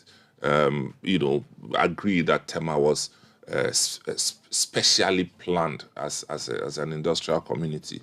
Let's come to Accra Central, and I'm talking about Amamo area to see all these small enclaves in Accra and see the planning. Go to Choko, the place we call Choko, and look at the place they call Cortes. Look at the way the buildings, small as they may look, have been arranged. The roads, streets are very well done, very well arranged. I mean, if you do an aerial photograph of the place, you see it's like Ludu. Boxes, lines. Boxes, very well lined up. So I'm just saying that there was a deliberate effort in building the spaces. Is the deterioration a consequence of the political system we run, where now you have to appoint? I'm asking this because you remember the last time there was this document we saw when they were considering who to make MCE, and the committee was essentially highlighting party credentials and loyalty. There wasn't a lot said about the person's qualification or whether he had the training. Most of them were saying he helped us in the election or he didn't complain when we didn't choose him to be the MP. That was the kind of consideration the committee looked at. It's a bit of everything. But I don't even think that because you appoint or elect an MC or a DC who is not, quote and unquote, so qualified should be the issue. Don't the government appoint the IGP? Don't they appoint the heads of the military institutions? But they are qualified. Well, they have to appoint them from the qualified ones. The fact that they are qualified doesn't necessarily show that they are the most competent to deliver. So I'm just saying that the thing is an institution with their rules and regulations. You understand? So if we build the institution, more often than not, regardless of who you put there, for instance. So your point is the institution is the problem. The local governance institution is weak. The problem. It's weak. In fact, it's very weak. That's the problem. But is it not weak because it's not weak because you've put unqualified people there? No, over a long time. Over a long period of time. For instance, the DC does not give permits, or no, there's a specific person who does it. No, that's what I'm saying. The DC themselves, they don't give on their own. Yes, on their own. But there's somebody there who more often than not has actually been there much longer than the DC, who is doing the wrong thing. But isn't it the DC's job as the leader to change that? No, I'm not saying it's not his job. I'm saying that, but what if the person is professional enough to do the right thing? Would the DC come and change it? No. So I'm saying there's a bit of everything. But to just, isolate the appointment of the DC as the main problem, as the only thing, I think we will be good. So the institution of local governance exactly is not fit for purpose at all, and it's not delivering what people expect. The other day, I was driving around the Tesano area, and I saw some people digging, not too far from the Okanko North. They were digging the asphalt road, broad daylight. Obviously, because there was some water channel or something that they were repairing. And, I was tempted to stop and ask them their permit for doing what we're doing. Don't they need permits to do sure that? do. You can't just go and cut through a public road. The nature of the street, if I stop, I'll be blocking other vehicles. They were just so digging. I just went. I'll come back to this issue. 2 days after, the thing, whatever they came to do, done. They've left it. Yes, they won't cover it. That's the new fashion in town. They will leave it there and then you have to go and close it yourself. No, but I can't close it. That's the problem. And it will deteriorate and then mess the entire road. And the assembly will look for money to pay for it. And then somebody will pick a phone and call government. Hey. Meanwhile, we all watch them destroying it. That's the point we're making. 8:24, every time you eat, food and sugar gets trapped in your teeth, leading to tooth decay, gum disease, and in some cases, foul breath. Brushing your teeth every morning and now a Pepsodent Cavity Fighter gives your teeth the protection it needs.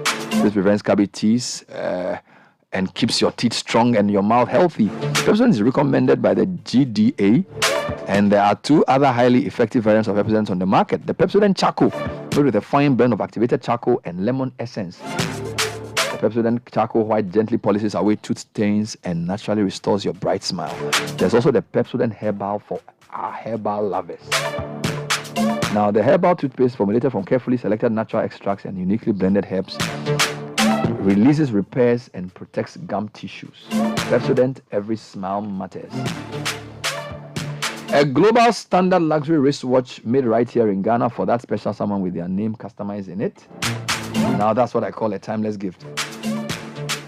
Caveman Watches is giving you a whopping 50% discount on the cost of customizing a name inside any of our exquisite luxury watches for any purchases above 2,000 cedis this season till 15 February.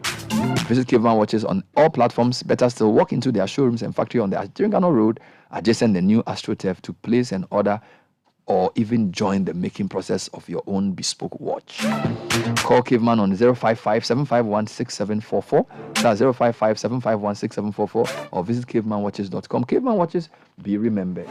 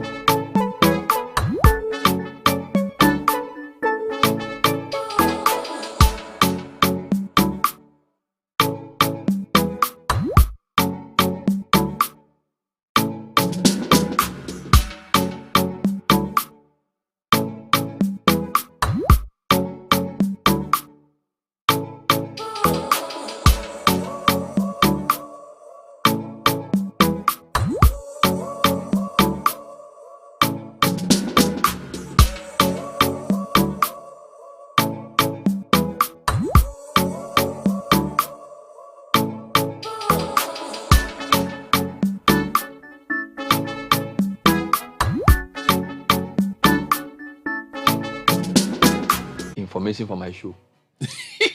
That's a good one. Because there's WhatsApp groups that you can't leave, like old students and some of those. So there's a WhatsApp group. Just keep quiet. Read. But on a different note, yesterday the thing they were discussing had nothing to do with the economy of Ghana. Yesterday, like people were putting debt exchange, NDC, and the people were not interested though. Just say, continue. But let's stay. So this one, I've said yes, I'm going to repeat. So Bernard Obing Boateng of Finance Skills Hub, he put a post on a platform I'm on. It's a financial sector platform, and I thought it was really wise. He did an artwork on it. He says, bonds and bills may give you short-term returns, but an investment in knowledge will give you lifetime returns. Good morning, have a fruitful week. I thought such a powerful, and he showed a cup of somebody working with a cup in front of him. A wonderful, wonderful piece of, advice. So my personal finance tip is that investing in people gives you a reward beyond a lifetime. Investing in people gives you a reward beyond a lifetime. So if you have money to spend in these difficult times where you're not sure whether you'll get any return, pay somebody's school fees, take a master's degree program, go and learn a new skill. It is going to be, and in fact, tomorrow on Effective Living Series, my guest will be talking about where do you invest your money now. Yeah. Because, as you know, the major sources of investment returns for passive income have all gone bonkers. Yeah. From crypto to bonds to stocks to houses. So the only thing that is rising is people. So find somebody and pay his school fees. That's the investment tip for the morning.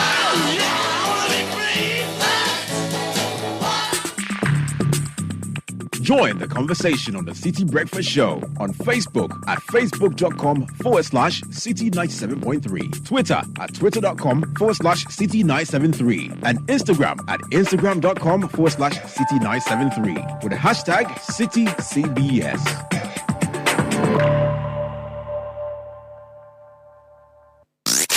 Unleashing the power of relevant radio. This is Citi 97.3.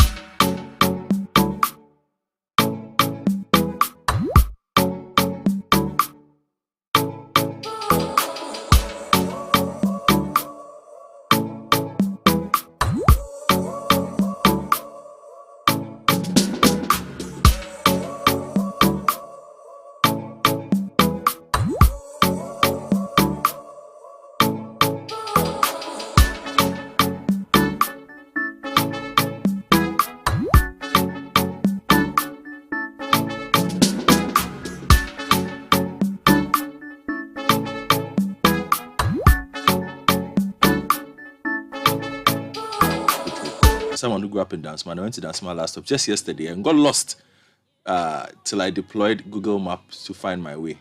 Kiosk everywhere, Charlie. Local government is failing this country. The local government. How many times have I said? 3. It's local government.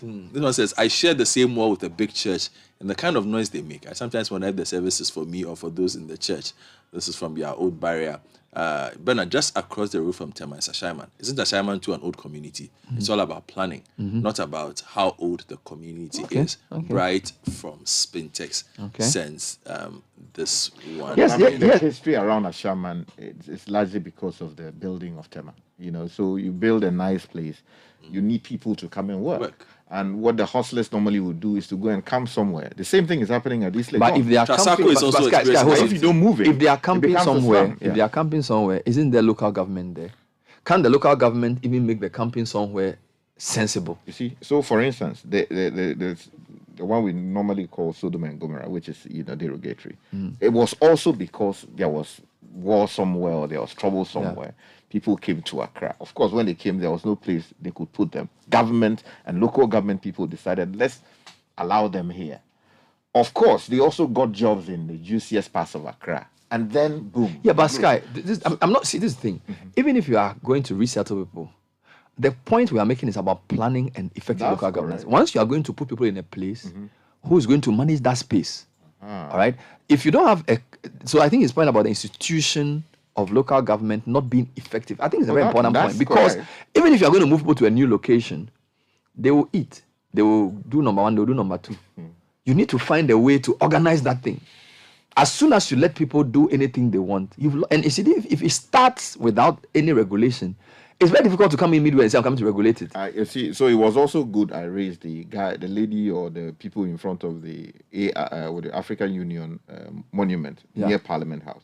I think the authorities and the Kiba people, they have stopped them. So these evenings, if you use that place. Why they were taking over the place? Oh, yes. Abochi had moved. Abochi had moved there. There's a long one here. Bernard, and unfortunately, a lot of these cleaning thing that you are hearing is actually being done by the Ghana Police Service. Not even the assembly. Cleaning? No. Like when they go and remove people from these places. It's being done by the Ghana police. I'm telling you. Let me read one from somebody who says she's worked in an assembly for 15 years. Okay. And doesn't agree with you. She says, I understand it's not only the MCE, but the power play makes professionals' views to be useless. For example, MCE chairs the special planning committee that approves permits. When an architect sees a drawing and advises against permitting such buildings, the architect is perpetually taken out from the committee because possibly MCE has interest in the application. It is true that the whole local government is not working, but sincerely, with my experience, I think the political appointments is not helping us. From the Ministry of Local Government to Local Government Service to Regional Coordinating Council to District Assembly, and then to supposedly non-political assembly members not heavily in politics. Okay, so this person is a person saying that the cherry on top of the bad cake is the bad appointments that makes things worse. All right. I don't think it's an either or. I mean, they are both. Both. Okay. Let's read more comments. All right. So this one says, going from Accra. That's from Enyonam, by the way. The end results of the work of the municipal assembly is what is happening in Dansoman, Anya, and other places in Accra. I haven't been to Anya. What's happening there? Engineer Baby of the Lankwantana Madina district is one of those assembly engineers giving out permits for churches in residential areas at Ayimensa. So somebody's naming and shaming. Bernard, this issue. But that we can't be sure. Sure of, yes. This issue is getting worse by the day, and this is because the Ghanaian of today is just thinking about his or her pocket and nothing else. This one says, come to Abokobi, the kind of who are getting rooms to rent, no background checks done on these people. Says the place is becoming a hub for fraud boys. They're all over the place. They're just cashing out Momo from Momo joins every blessed day. Is there not a way in which the police can be informed if a citizen notices something irregular about some people who live in a certain house? But they do. But that's how they do the swoops. But we congratulate the people in this community not long ago. Northern part of the country. No. That false terrorist alert story. That's right. It happened because residents noticed that there were people in the community they did not know. I went to tell police that we've seen some people here, we don't know them. Let's come back to the NDC issues. All right, so when I was asked by Vivian whether I was surprised that there were changes, I was not surprised. Yes. Because I knew there was something like that in the works. Whether I was surprised that Cathedral was made the leader as well, I didn't know that he would be given the role, but when he was appointed and I started reflecting on the past 3 or 4 months, it wasn't too surprising. So my analysis was that they knew all along he was a guy they were going to give the job to, and they were preparing him, which is why... Not exactly. Okay, that's what I think. Based on the points I raised about the specific platforms he was being made to speak on. For example, before Mahama would speak at any major economic thing, he would do a presentation, he would lead the Kenuforiata thing. So it's almost like somebody is trying to give him some space. If you want to do certain kinds of interviews on the economy, he's the guy they will ask to go to certain places. He's the spokesperson on the economy. But there's a difference between being spokesperson on the economy. So, for example, the way, again, concurrently political parties are trying to do an advocacy in parliament. The issue of the vote of censure, it will be discussed at party level and they will decide who will lead it. The question is, who was the face of the party in parliament? So you are saying that you don't think that there was a specific agenda to groom him to take over? Okay, you know better than I do in parliament. You are from his constituency, by the way. So did he tell you that he was going to become constituent? When the Fanti caucus, when the Jumaku caucus met for that recent funeral? Because I'm sure he's from your constituency, don't deny. Are you happy? Are you celebrating? There's a statement from the regional. Oh, really? Yeah, that's Central Region. Central Region has taken the statement. They have endorsed the position. Fantastic. And I'm sure you are right. So I'm telling you. So it means that by now the Central Region is saying that this is a victory for us. Oh yeah, that's what they are saying. That's what they are saying. Is it that victory? No, I don't think victory is stretching it. It's an advantage for us. It's a recognition for hard work by the young man. Have the Jumaku people sent a statement already? No, this is at the regional level. But you're a resident. Oh, I am from Enyandin tribe. You are from there. That's your MP. He's your MP. No. Cathedral is my MP. Not just my MP. He's a very good friend of mine. I've known for years. Ghana, in the UK. Yeah. So I'm saying that if Cathedral were your brother, will you wake up and hear this news and be sad? Oh, you'll be happy. You'll be happy for him. You understand? Yeah. So for me, on that note, I am happy for him. Did you see it coming? I didn't see that coming, didn't see it coming? to be honest. I didn't see that. No, I didn't see. I mean, of course, we all heard that they wanted to do changes, given some deadly allegations that were being thrown around. You know, I just couldn't figure out the structure of how they were going to proceed with the changes. You know, and who was going to lead. I mean, the minority leader should be the one who should execute the changes. He can't change and you know, even if he probably could change himself with a certain understanding that the party may have established. But the way they did it, no, I still don't think I have the full scope to understand how it's been done. No, I don't think so. I honestly don't think. I think you think there's something I missed? It's early days yet for us to make conclusions. When you listen to people like what do you call it?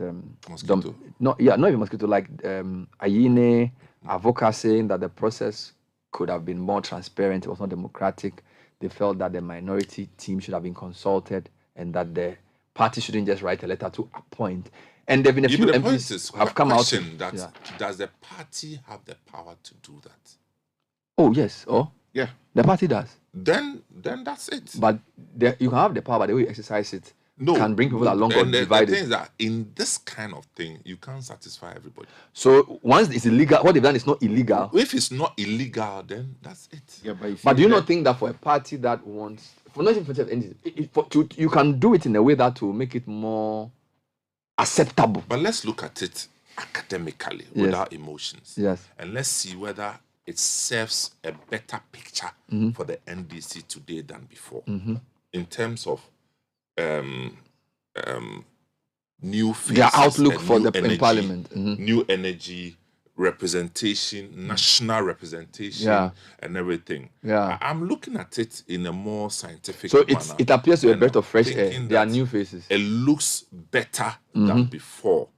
Maybe the energy that brought them to this point has expired, so they need to re-energize What about themselves. the view in the media about Haruna Idrisu and his political skills? There's a lot of people who feel his ability, his oratory, his knowledge of law will be greatly missed by the NDC in parliament. They can't take anything away from Haruna, regardless. I mean, you can take him out of the minority leadership thing, but Haruna will, for as long as he remains in politics, you can't. He cannot be under. No.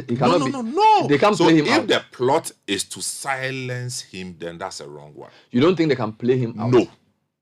Because I would say that 1,001. I'm asking this because you know that some political parties have been able to run rings around some people who we used to think were some people. Now we don't even hear of them. That is true. We used to think, but we have no evidence to see how smart they are. But I can't say the same about Haruna Idrisu. So NDC cannot do away with Haruna Idrisu? I wouldn't say that, but they will do that at a very high cost.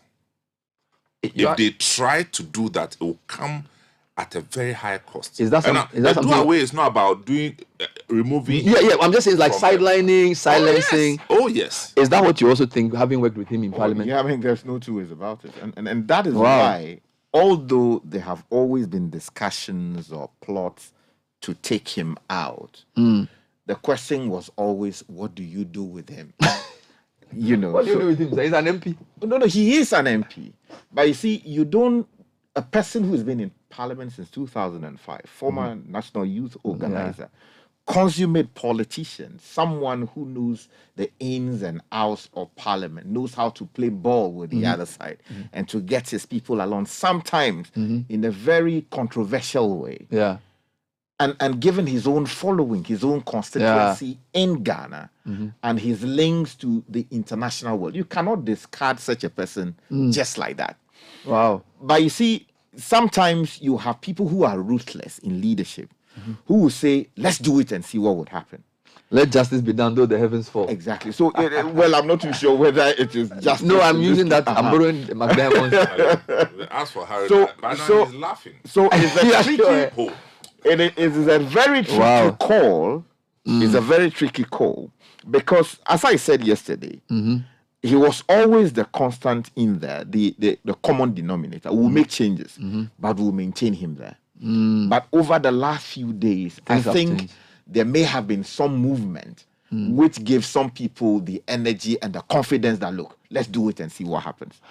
What kind of person is Cathedral? So we know Haruna for years. We know what he can do.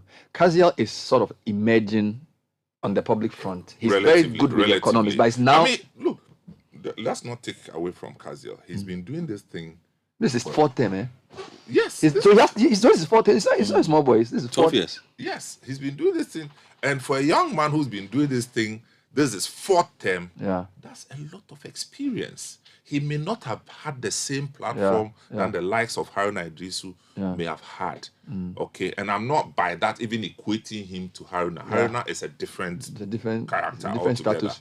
Okay, but I think that some credit must be given to Cathedral as well. For a party that is looking at renewing its energy. It's a good thing. And he's young. He's born in 78. So he's probably 40. My thinking about him, though, I was at a recent event where there were a lot of economists. And you are right, the respect for him has increased because there was a big conversation about the economy. This is like in November. And he was supposed to come with Kuku from finance. And when he came, a lot of what he said, a lot of the economists there did not disagree with him. And they were sort of waiting for him to speak. And I thought 8 years ago, he may have been seen as a lightweight. But this now, when he came, and this brought his appointment, when he came to the place and started speaking, almost all the points he was making about the budget and the debt were very cogent. And even the way he was articulating the points had changed. So he's also improved himself. If you look at his trajectory of advocacy, he's actually worked on his craft so that he's able to explain things much, much easier. Yeah, even his ability to explain his public speaking has improved over the years. No, he still has to work hard. You want to flow, he can flow more. Because if you are going to boot for Bawumia at that level, you have to. Why are you bringing Bawumia into there? No, because the minority leader is the leader of the opposition in parliament. Yes. And I'm saying that I'm just saying that the economics. And That's what I'm saying. You're right. Because, for example, look, in preparing like Sky, in the last 8 years, while everybody was busy shouting, the man was back in school, having a PhD. And guess who was one of his lecturers? Gideon Boako. So he's improved his Yes, the man has been working on himself. If you listened, you made the point yesterday, if you listened to him in his presentation before Mahama spoke, for me as an observer, he made a lot of sense. And a lot of the literature, a lot of the commentary posts that did not disagree with the positions that he took, they were not overly political positions that he took. They were positions of fact. They were challenged, but future events have proven that most of the positions that he took that day on a lot of the issues turned out to be accurate. So there's an acknowledgement that also given. That was actually, he presented an NDC position on things. So these things are normally... Yeah, but which is why I was saying that I felt the party wanted to elevate him. But Sky doesn't seem to agree to that point. Point that, look, it's always been the case that... But they could have made Adongo do it. No, Adongo is not the minority spokesperson on finance. I know. But he was not the spokesperson on finance prior to 2020 election. But I've seen platforms where Mahama would speak and Adongo would also be made to speak, even though he was not the leader. No, what I'm saying is that it is always normal that someone within the space or on the committee who has a better appreciation of the issue compared to other people to go with the presidential candidate or to make a statement for and on behalf of the party. It is normal. But in terms of, we are strategically developing him so he becomes... You don't agree with that? No. Yeah, look. But why are you dismissing that so frontally? Because ask him a question. No problem. He doesn't think so. Yeah, because for me, maybe because of the kind of what I cover. You see, Sky covers the politics and the law aspect of these. I look more at the political economy and the economic side of things. But we can leave that for a different time. My other question, though, is that... Just to wrap up, before you ask the question, if you are MPP... Okay, yes. Calm down, just before you get to them, just allow me. On this, I will take our minds a bit deeper into this. Politically, Haruna had created a persona, like SMS has described this immense cult of Haruna. Okay. you're charismatic, everything. Cathedral doesn't have that. Now, Haruna's position and exposure over the years meant that he had a certain level of independence. Yes. Cathedral, let's be honest, will not have. Thank you. Not will not. Might not. He will not have. Let's not even go there. He will not have it. Might not. He will not have But I it. think it's The independence point is key. Let me finish the point. That's the technical position he's making. Let me finish the point. And this is something for a party that is as determined to win an election as they are saying. And like I told you, if you look at what Essiedu Nketia has tried to do in Parliament, if you listen to conversations, he's tried to put out an NDC, a certain kind of NDC poster, particularly with this hung Parliament, that he feels Haruna has been able to carry out. Yes, they feel that they've been too cozy with the NPP. This new leadership, he might be able to push them to do that, push those things through. No, and but that is also a fair consideration to make. That Haruna is less likely to be pushed than Kazil. This is the point he's making. You see, the point is that, look, Haruna is not, he just didn't come to the NDC yesterday. Yes. He was a party boy, properly so-called, from campus. Became national youth organizer of the NDC. So he played ball at this. This was the days of Obeda Samoa and all these people. So he's not just a JJC. He didn't just come. So yes, he's also built his base. And many of the people who are in decision-making position today, he was the guy who was influencing them. So he had more time. Exactly. So he's more like a contemporary, if I'm using the term loosely, of Essiedu Nketia. Though he is indeed. Even though he's much younger. Even though he's much younger. Not age-wise. No, technically. Political contemporary. Yeah. But I'm talking about stature and profile. He's built himself to a point where he can be strong in that conversation. So if you rank the NDC today, you can easily say that John Dramani Mahama, following the death of J.J. Rawlings, is the main man. Is the big man. Yeah. After that, you have Essiedu Nketia in there. After that, you have Haruna Idrisu playing ball with Bagbing. Of course, Bagbing and Essiedu Nketia would be equally ranked. That's correct. You understand? But below them, immediately, you have Haruna Idrisu there. Then the rest will follow. Yeah. So it is a question of longevity. But you didn't mention Kojo Bonsu. Why are you making it? Focus. Okay, focus. I'm sorry. Focus. So you see, when you do the ranking like that, now it's a question of let's flex our muscle. Because people, truth is, it's been reported, he has not commented publicly on it, that he was opposed to the idea of General Mosquito deposing, what do you call contesting Kwame Photo. Those are not my words. Exactly. And mind you, they all played in national leadership together. Good. You understand? Yeah. So there was this feeling that no, you stay where you are, or where you were, or even if you want to make a move, let the guy leave honorably. But we all saw what played out. So Essiedu Nketia wants to assert his authority. And also Fifi Kwete has always had issues with how Parliament, the NDC side of Parliament, they do them things. Yeah, you understand. And you hear things said on the sidelines. Yeah. So the question is, yes, we think that if we want to take this guy out, it will be a problem. But can we always find a good time to make it happen? Okay. Of course, I mean, there would seem to be democratic deficit in how this thing was done. Yes, the party, if you look at even the standing orders of Parliament, the description of a minority leader is the leader of the party which is in opposition, in minority, determined by the party or the mother party of that political institution. It's very clear that what they've done is legal. Oh yeah, that's right. It's legal. The legality of it is not in question. That's what you said. It is a question of whether there needed to have been more deepening of consultation. But then again, Nana Addo Dankwa Akufo-Addo, the president of the republic, we are told, finds himself in that position. There's a question about what to do with Che Mensah Bonsu, the member of parliament for the Summer constituency. Majority leader. Yeah, we hear the president is not happy about certain things. Possible movement may happen. But if you want to move... What do you do with him? What do you do with it? Well, they will do what the NDC did to Haruna. You understand? Yeah. Do you take him to the executive and leave him there, or you leave him on the backbench?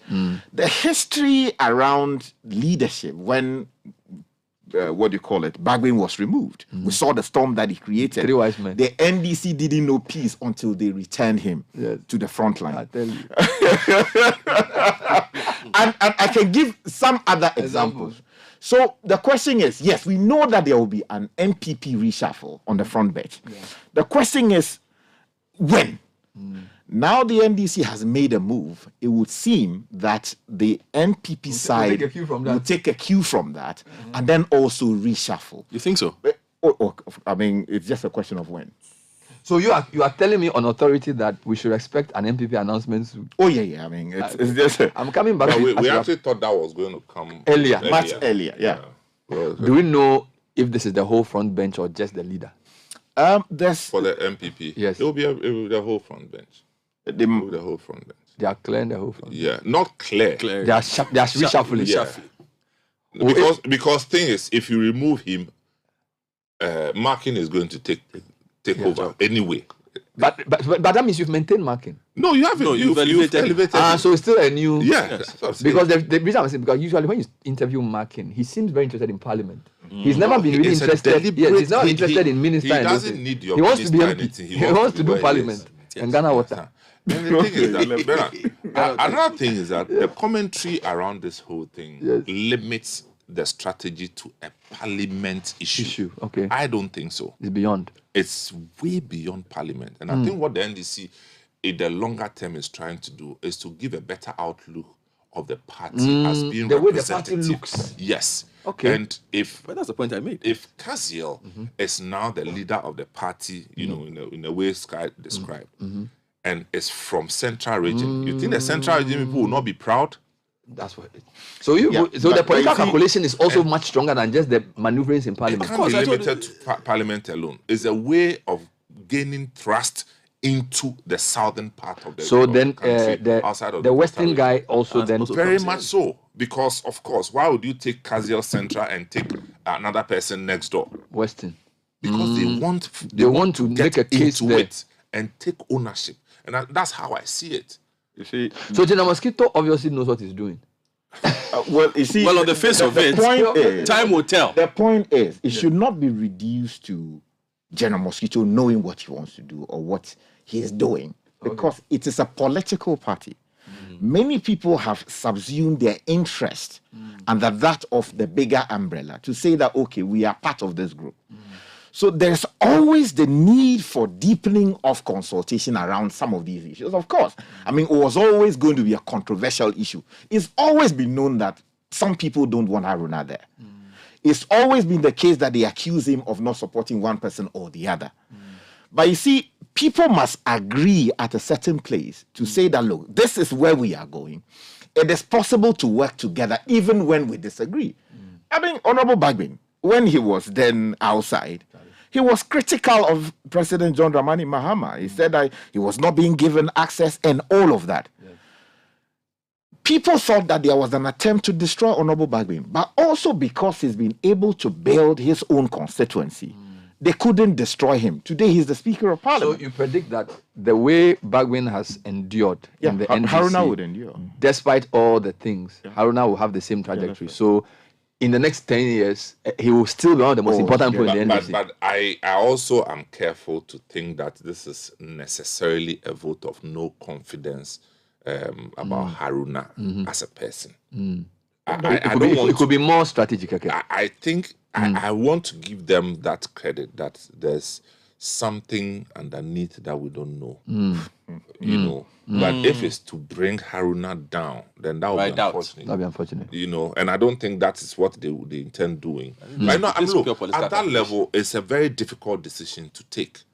It's a very difficult decision to take. Yeah. And so we will just have to keep our eyes here and see. But I think that scientifically, it looks very good for them. Yeah. But Papa, I think it's also important to talk about the absence of a legal mind on the front bench. And law school people. No, it's a very important point because there are things that we can discuss as, forgive me, ordinary men and our understanding of the same. And then there are things that a different perspective is brought to bear when there's a trained legal mind speaking on the matter. And with your training, you can say that J.H. Mensah led everything that we have seen. No, you see. But who was J.H. Mensah's number 2? See, you should look at the front line. There were lawyers there. There were lawyers there. Oh, but there are lawyers there. No, the front bench has no lawyer. Bid ZD. The front bench has no lawyer. The front bench has no lawyer. But Bid ZD is there. No, you see, he's at the back bench. But then they should bring him forward. No, you can't just bring a person forward. You understand? So, but haven't you realized though? Just the day Paul Adumochiri was sitting here interviewing Bid ZD, and then he got to a point and said, "Okay, let's hold on. We have a lawyer on the line to talk to." Then he say, "Hey, is it Joseph?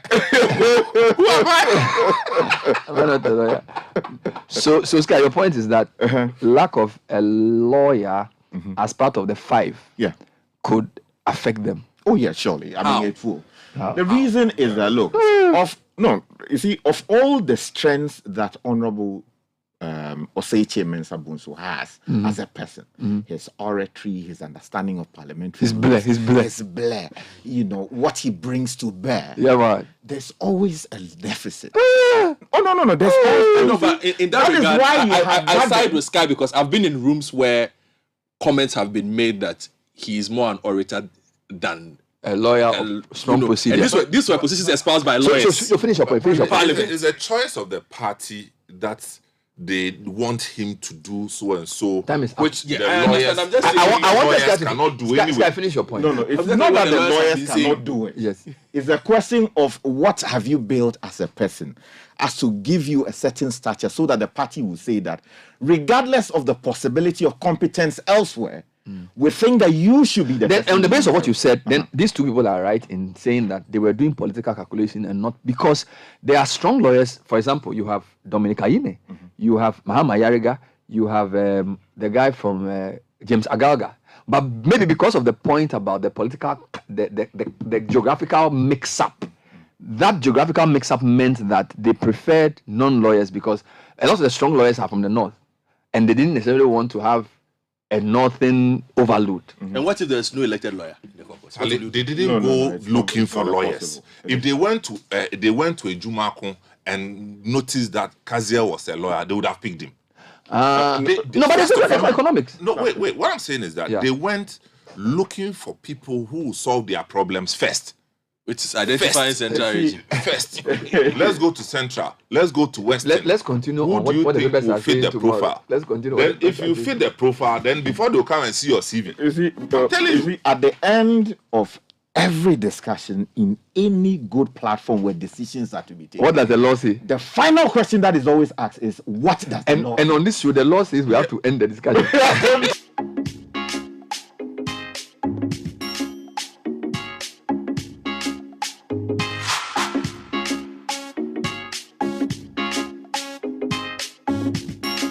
When we come back, we're taking into Effective Living series. This is day 3 of our week 4. Stay with us.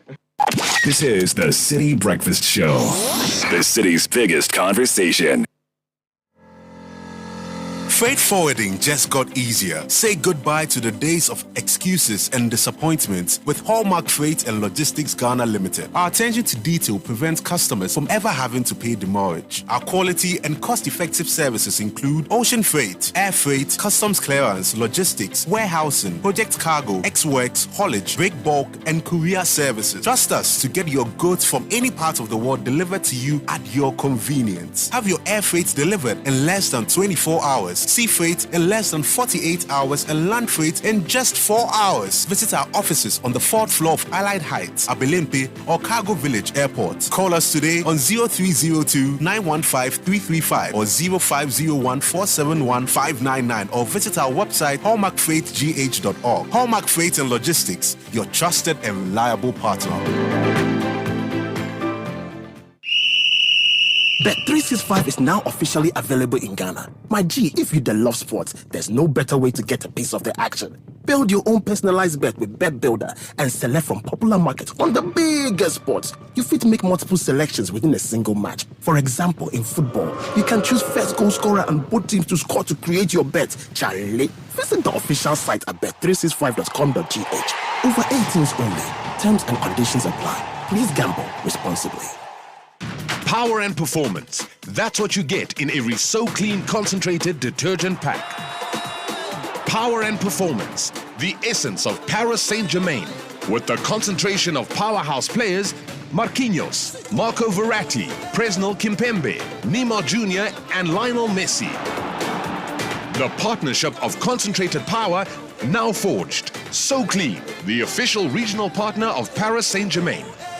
This advert is FDA approved. Get ready for a world of learning and career opportunities in a safe and welcoming environment. Australia, it's time to discover your brilliant future self. Best Education Services, in partnership with top-tier Australian universities, invites you to the Best Education Fair Study Australia 2023. All participating institutions are among Australia's top-ranked universities, offering flexible admissions and attractive merit-based tuition discounts, access to paid internships, part-time work while studying, and up to 3 years post-study work visa that sets you on the path to permanent residency. And you can be assured of 100% study visa success rate through Best Education Services. Want to know more? Come to the Best Education Fair Study Australia 2023 on Thursday, 26th January at the Accra City Hotel in Accra. This event is free. You must register at besteducationservicesltd.com or WhatsApp 050-422-0272.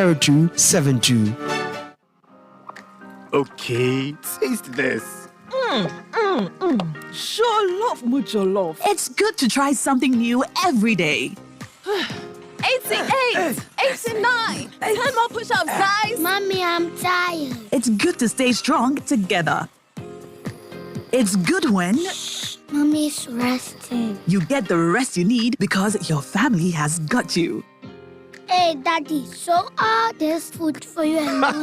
You're all invited. Yay! Mom, chicken. Is the soup finished? Please pass the shit off. It's good to share nutritious meals together. Whatever goodness means to you, Frital stands with you. Frital, you deserve a life of goodness. This advert is FDA approved. This is the Citi Breakfast Show, the city's biggest conversation.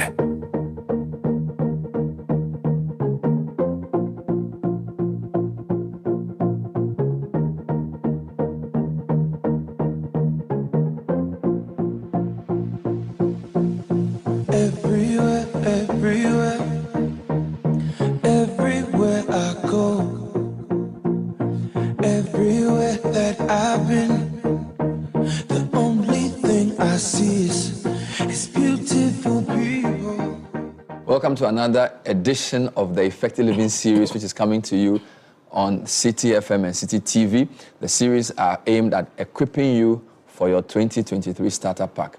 Today we're focused on insurance as the fundamentals under the financial focus subtopic. Week 4 has been on financial foundations for 2023. And today I'll be talking to a man who's been in insurance for close to 20 years on what I call the fundamentals of insurance. He is the senior manager for broker-led corporate distribution in Ghana's oldest insurance company, who also happen to be sponsors for the series, Enterprise Insurance. Michael Otu Labi is my guest. Good morning. Good morning. How are you doing? I'm well, and you? I'm fine. I like your top. Thank you. Was it designed just for Enterprise? It's Yes. really, really nice. Maybe I'll take it when we finish. I hear you. It's really nice indeed. Enterprise is your advantage.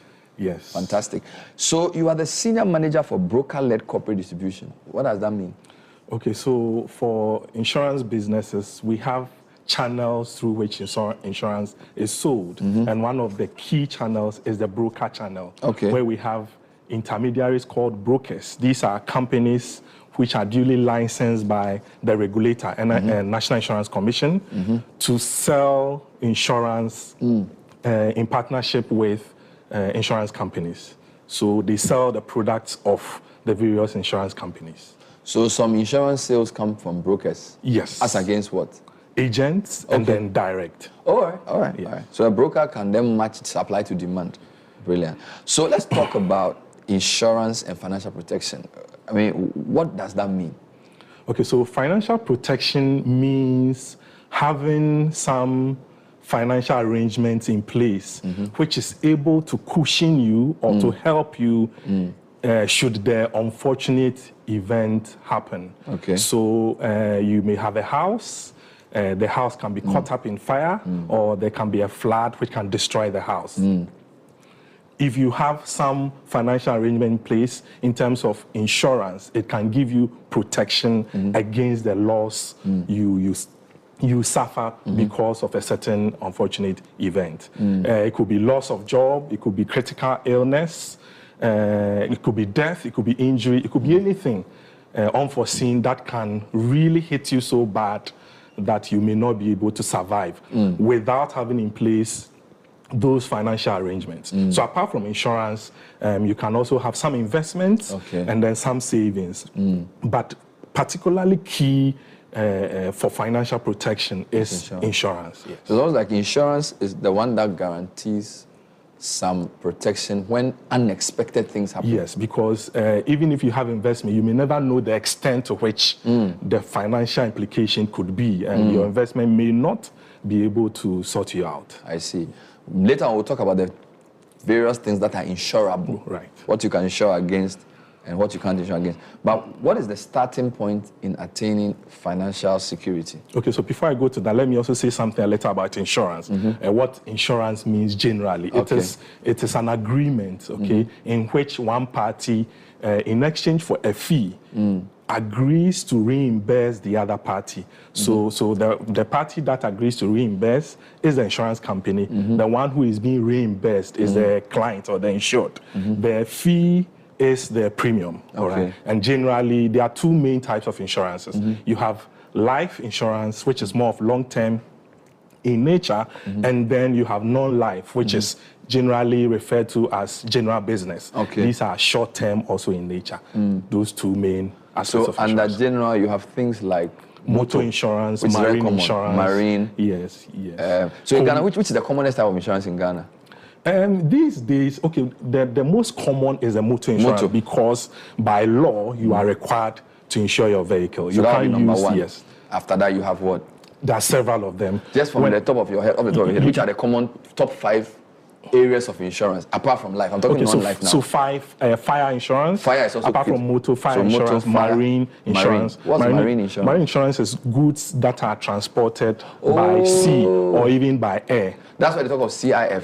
Yes. Cost, insurance, and freight. When you put your car on the ship from Canada or wherever, you must insure it. Yes, you must insure it. Because if it hits a tornado or something. Yes. So for both the goods and then the vessels themselves. So the aircrafts and then the ships that we see around are all insured. So there's motor, there's marine. There's when you say fire insurance for buildings, for warehouses. It could be a warehouse, it could be an office, it could be a home, it could be a shop. Both the building, that's the structure itself, and then the contents. So if it's an office, your office contents, your furniture, your equipment. If it's a school, hospital, the same thing. If it's a warehouse, the stock, whether it's bags of rice or sacks of flour, what have you.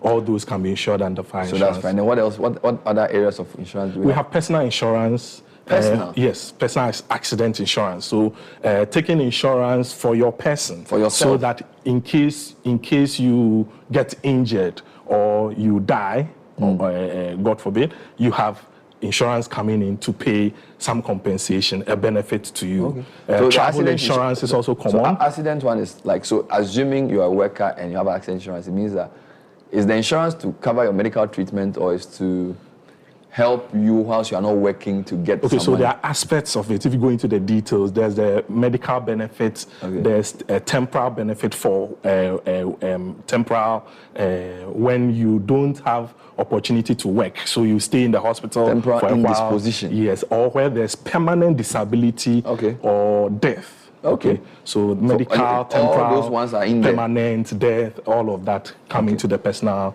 accident cover. And then you say there's also, you mentioned the fourth. Travel insurance. Travel insurance. It's also common. These days it's a requirement. A lot of the embassies will require that you have some insurance. Travel insurance means what? Whilst you travel abroad. So what are you insuring in particular? You insure against anything happening to you whilst you travel. Yes, so it could be anything. Injury, death, loss of luggage, hospitalization. So there are aspects of travel insurance you can. Yes. So you can insure your bags. Yes, your luggage, all of that is a component. So you will choose whichever you want. Some packages come with standard amounts or compensation levels. Can you insure yourself against being sacked from work? Yes, so you can insure yourself. That's a loss of job. Okay, so for life insurance, you have something like family income protection plan, which can take care of unemployment in case you suffer.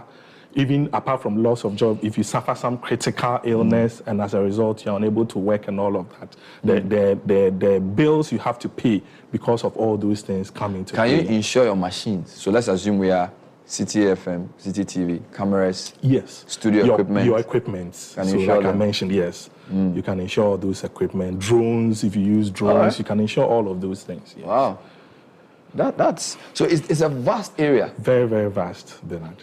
And I can imagine that there are newer products coming as human interaction become more complicated. Yes, so even for us at Enterprise Insurance, you know, the motor third party cover, standard cover, provides compensation for the other person. That's you run into a pedestrian, you knock him down, he may be injured or could even die. You can run into another person's vehicle, another person's property, caused by the roadside or whatever.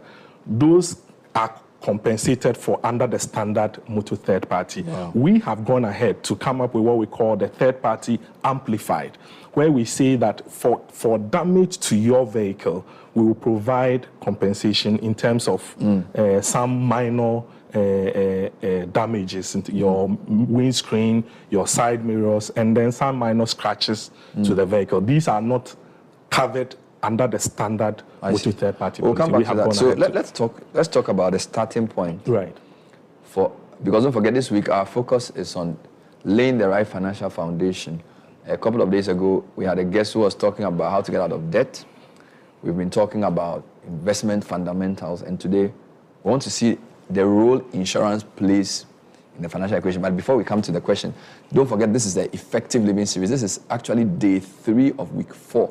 And my guest is Michael Otulabi, who's from Enterprise Insurance. And we're trying to understand the basics of insurance. So let's talk about the starting point in attaining financial security. Yes, so the starting point would be to do a self-assessment. You know, we go to school and learn all those things, but we don't apply it at the self level. We do it in the organization. But you need to analyze your risk yourself. So you tell yourself, okay, I'm a young man or a young lady. I have a car. I've started working. I have a car. Have I insured it? If that car should be damaged, what happens? Or I'm a young man who has hustled, combine some few CDs to be able to get a small car to do Uber, and that's what I live on. If something should happen to that car, what happens? So you do your assessment. Oh, I have children. If I'm not around tomorrow to pay their fees, what happens? There's an insurance policy you can take for all those things. So you look at yourself, your parents, your dependents, yourself, loss of job, everything, all the assets that you have. Name them: houses, cars, some valuables. Even if you don't own a house, you are renting, the content is yours. You've worked so hard to buy some furniture, some deep freezer, some fridge. You should be able to look at all those things and ask yourself a question. What if you come back from work one day and the freezer is spoiled or is burnt? I mean, what happens? You have to save again. Or that house that you've managed to put up yourself, it took you 10 years. All your savings, your lifetime investment has gone into the building. What happens if you come back, you wake up one day and the house is no more because of a fire incident? I mean, that can hit you so hard. So you analyze, you look at yourself, the various exposures you have, anything that can happen to you, and its financial implication for even your dependents or your beneficiaries. Is this something I can do on my own or I need an expert? Because if I want to do a self-assessment, are there people who can say, Bernard, sit down, here's your income, here's your this. When I draw your equation, this is your risk profile. Or this is something common sense can do. Asking, all of us are not at the same level, so level of knowledge. So you may not, it's not everybody who can do it perfectly. So you need to talk to an insurance company and tell them, okay, these are the things I have in my home. Okay, I have this car, I have this equipment in the house, blah, blah, blah. Or I have a small business, we are into this. How can I take care of these things so that if there's an unfortunate event, I don't suffer? So you explain your situation to the insurance company, and then based on that, they would advise you on the necessary insurances you can put in place to protect yourself. So the starting point is self-assessment. Yes. But what lifestyle changes does a person need to embark on in this journey to financial security? We need to change the mindset, the mentality of spending on unnecessary things. You know, we can make room. It will surprise you how much it will cost you to do insurance for your home, for the building, for example. And you might be surprised that you may be throwing that money away in other things that are not necessary. So look at yourself. Somebody may be doing it, but for all you know, they have the buffer and the insurances in place already. Look at your life and tell yourself that, what do I do, all right? Interesting. Now, so let's come to the types of insurance coverage available. I have already broached that, but just for the clarity of purposes, there's life and non-life. And the non-life, but just if in Ghana, which is bigger, life or non-life? Currently, non-life is bigger. Yes. Probably has an older history in Ghana as well. And you've said motor is the number one. Then there's also marine. Then is health insurance a different kind of insurance? It's also part of the whole insurance arrangement. So there's health insurance, even in some jurisdictions, when it comes to even pensions, it's a form of insurance against your future. Okay. So it's also considered as part of the whole. But what I'm asking about health insurance in the sense that it's health. You know, we have national health insurance, which is national. Yeah. But do your companies do private health insurance? Yes. Or there are different companies that do those things? So for Enterprise Group, we have a subsidiary that is into health insurance. Okay. So organizations come up to see them to buy the product for their employees. So that when you are not well, you go to the hospital, you present the card, and then you are taken care of. I mean, there are different types of packages. So depending on the package you choose, it gives you a certain level of benefit. Yeah, but as a general principle, I know, as you said, life is more long-term than non-life. But what is peculiar about health insurance? Is there something you need to know before you start? Because I'm asking this because a lot of people feel because there's national health insurance, they don't even need to do health insurance. But I also notice that a lot of older folk have a lot of health expenses. And many times they are not able to foot them. So, and I don't know how well developed the market is in Ghana. So any quick ideas about what to think about when you want to consider health insurance specially? Right, so for private health insurance, they provide a bigger scope in terms of the benefits you can get in taking care of yourself at the hospital. So normally it is a bit more expensive. The national health is national, it's government, so it's heavily subsidized. I mean, you pay next to nothing, something small, and then off you go. But for private health, I mean, it comes with a bigger scope in terms of what is covered, and then it's a bit expensive. It's a bit relative to the national health, because of course that it comes with more benefits. So definitely, and I guess the later you start, the higher your premium. So is it a general principle in insurance that the earlier you start, the cheaper it is? And if you wait too long, your premium is higher because your risk profile gets higher. Is that the way? Yes. So even for, let's say, for life insurance, beyond a certain age, you may not get cover. Beyond a certain age, sometimes it's 80, depending on the insurance company. Some is 75, some is 85, and so on. Yes, but the older you are, the higher your premium will be because you are more prone to certain diseases because of your age. Generally, but this is true for life and then for health. Yes, but not necessarily true for, because if a 70-year-old man buys a Jaguar fresh from yard, he's calculating his risk is different. Yes. In fact, his risk will probably be lower than a young man who drives recklessly. Yes. Currently under the motor tariff, I mean, age is not really a factor. Yes, unless the insurance company itself wants to consider that. But per the tariff that is given to us by the regulator, the National Insurance Commission, age really is not a factor.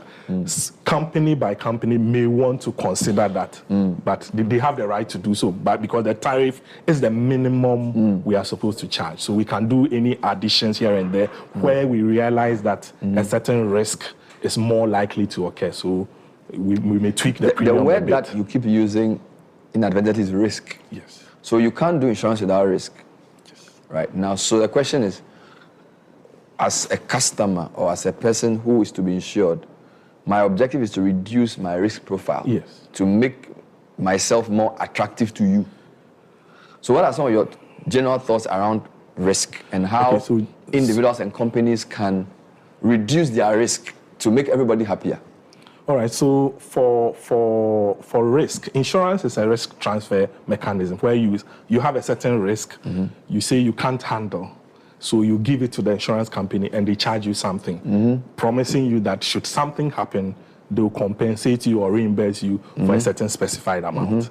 All right, there are various measures you can put in place depending on the type of property or whatever the subject matter of insurance, what you are insuring. So for example, if it's a warehouse with a lot of goods in it, some of the things you can put in place to reduce your risk, maybe smoke detectors, fire extinguishers, the fact that the housekeeping is good, the goods are packed on pallets, it's not on the floor, so that in case some water comes into the warehouse, it doesn't damage the goods straight away unless there's a lot of water, it's a lot of flooding. Then, okay, so those are measures normally we would even advise. And we do those risk assessments for free. When you are insuring a certain type of property, we come there, look at it, and then advise you, put that in place to limit the occurrence of the risk. We are still talking insurance with my guest, Michael Otulabi, who is from Enterprise Insurance, and today we are giving you all the fundamentals on insurance as part of our week of laying the right financial foundations. Now, I know the financial topic is very important, but I left it for the last because you need to remember some of the things being said. We are in very difficult financial times as a country, globally, actually. So now, what should I keep in mind when I want to buy an insurance policy? When you want to buy an insurance policy, you should be clear what solution you need, what your need is. What do I need? What am I seeking to protect? There should be no ambiguity about it, so that you don't take a policy and then something happens and then you tell us, oh, I thought the policy was meant to do it. So ask questions. Tell them what you need. Tell them your problem. Then a solution will be preferred for you. If you have questions, ask and know everything about it, so you are sure what you are buying. I mean, it's often said, buyer beware. Be sure of what you are buying. You need to disclose every material information to the insurance company, so they know everything about the subject matter before they take it on board to say we are charging you X amount or Y amount. It is important to also insure for value. Insure at the right value. Avoid underinsurance. Underinsurance is where you know the market price of the item is, let's say, 50,000. But because you want to reduce the premium you are going to pay, you say it's 20,000. So let me give you a typical example. So let's say we are friends. You have an old car, you tell me you are selling it. We are party, so I talk, I beg, then you have mercy on me and you say, oh, this car, instead of I'm told it's going for 40,000 on the market, but because we are parties, you give me 30. When I'm going to insure the car, I need to insure it at the 40. Not the 30, I got it. Because nobody will give it to me at 30. Yes, if we give you 30, if something happens and the whole car is gone and we give you 30,000, you can't get the car because the price on the market is actually 40,000. All right. So generally for insurance, if you underinsure and we get to know, we tell you that you are your own insurer for the uninsured portion. All right. You're on your own. You're on your own. For that part, you're on your own. We will just deal with the part that you give us. And normally it will go against you. So honesty is actually a better policy. Yes. So this full disclosure, tell them everything about the property or whatever it is you're insuring. Explain your needs very clearly to them to have a full understanding of what you need so that the good... but I'm sure as an industry, you have benchmark values for certain things. So if I bring a Toyota Corolla and I say it's 5 years old, I imported it from some place. If I said I bought it for 8,000 USD, I'm sure you are able to tell that based on the market value, this is the real value. So most often we'll prompt you to say, because even for some professionals, you're able to bring in cars, I don't know whether it's still happening, without paying duty. Yes. But when they are insuring, you have they need to use insure, they have to add the duty because assuming you wanted to buy one on the market, again, without the duty, you may not be able to get a similar car. So it's always important to ensure the right value, full disclosure of every information about what you want to insure. Don't say the car is a 2017 model when it is actually 1997. All right. Some of those things can even make the contract void ab initio. So full disclosure, know what you're buying, understand fully your obligations under the policy, get to understand it so that something doesn't happen, because for every policy there are exclusions. Get to know some of them so that you don't get yourself in trouble and then the insurance company will say, we will not pay because this is a clear exclusion under the policy. How different is insurance from investment? All right, so for insurance, it is a promise to pay or to reimburse you or to compensate you should an unfortunate event occur. And those unfortunate events, we list them. So we specify the risk, give you a general idea. Right. So if that unfortunate event does not happen, there will be no obligation on the insurer to compensate you. Right. For investment, typically, you are promised a certain interest depending on the investment vehicle you are using, you are buying, instrument you are buying. So if it's a treasury bill or shares or whatever, there's a certain return you expect. Okay, some can be specified, some depends on the volatility of the market, particularly when it comes to shares. It's not a done deal, it's not a straight jacket that you get X amount, no. For these days, for even insurance policies, because we are being innovative all the time, we have components of the insurance policy that comes with some savings or if you like, some investment component where you can even do a cash withdrawal after a certain number of years if you don't make a claim. Or even for life policies, after a certain number of years, you can say there's a benefit that accrues to you which you can cash out from the policy that you have taken. So to end, what will you tell our viewers, final points about insurance that we should not forget? 2 quick points. Important to protect yourself. Don't leave yourself exposed to nature, to chance and events. Insure yourself. Take an insurance policy. If you don't know what insurance policy to take, you can talk to an insurance broker. You can talk to the insurance company. We have also agents. You can talk to any of these people. They'll be able to advise you on what, based on your needs, on what insurance policy will suit your need. See insurance as very, very necessary. Very, very necessary for your daily living so that in case something should happen, as I say, in case of incasity. Yes, you will not be crying plenty, because Bernard, I tell you, sometimes the reason why people cry so much when they lose their parents, that kind of thing, is because sometimes the person is the breadwinner, all right? And apart from the fact that you are losing having somebody around you, you're also losing somebody who is financially helping you. It may be your fees, it may be somebody you run to when you're hard up and all of that. Okay, so it is important to secure yourself by buying an insurance policy. Always. And make sure you pay your premium, renew your policy when they expire. Don't leave it. Don't forget about the renewal date and say you've chopped all your money. No, make budget and plan. I know my policy expires in January every year. Okay. So when I get my December salary, I know 1,000 cedis or 500 or two cedis is going for insurance. Put it down and renew your policy. Don't let it lapse. Protect yourself. Thank you, Michael Thank you very much. Otulabi. Michael is the senior manager for broker-led corporate distribution enterprise insurance, and he's been giving us the ABCs of insurance. Very insightful, very educative. Thank you, Michael. That's all we have time for today's edition of the Effective Living series. We'll be with you next time. Bye-bye.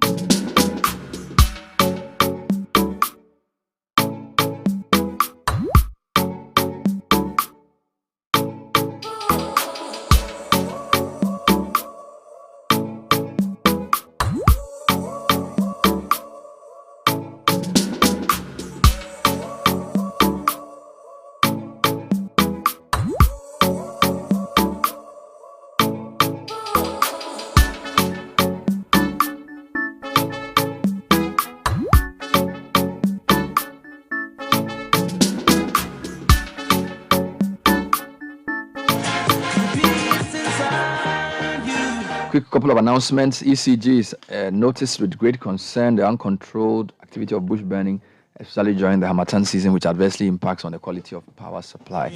This uncontrolled setting of fires to clear bushes ends up burning our network system, resulting in outages and inconvenience to our customers. This puts a heavy toll on our finances.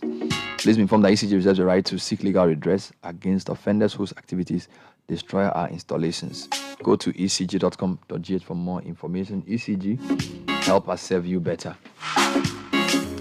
Lashibi Funeral Homes is there to walk you through the painful process of the loss of a loved one. We've done this for over 21 years. From picking up the loved one through to burial and crematorium and funeral receptions, Lashibi Funeral Homes and Crematorium will guide you through the process of selecting products and services to send your loved one off in a befitting way. Contact us on 0509-542-409 or email info@lashibifuneralhomes.com. You can also visit lashibifuneralhomes.com for more information.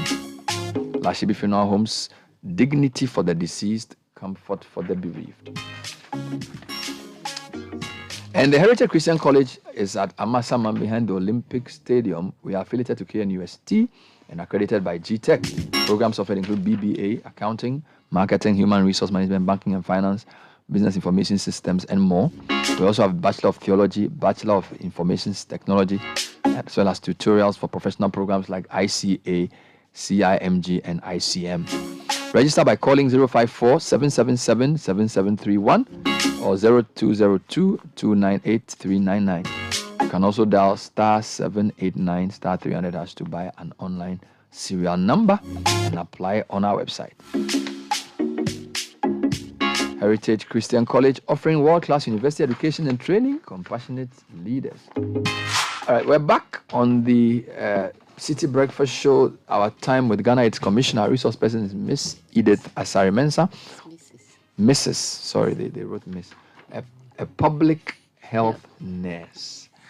Today we're talking about HIV testing. We have a short skit for you before we go into the conversation. Thank you.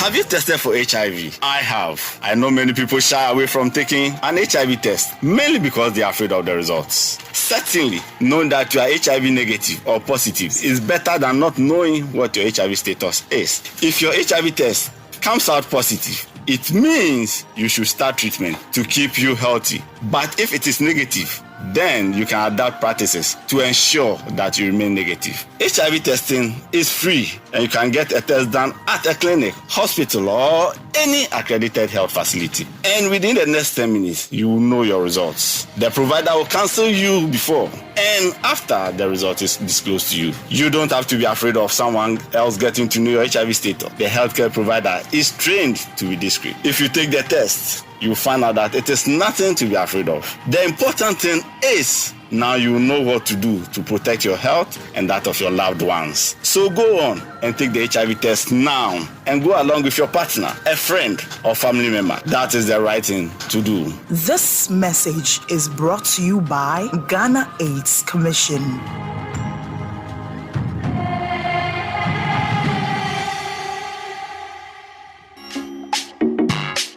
All right. So welcome to the segment, Mrs.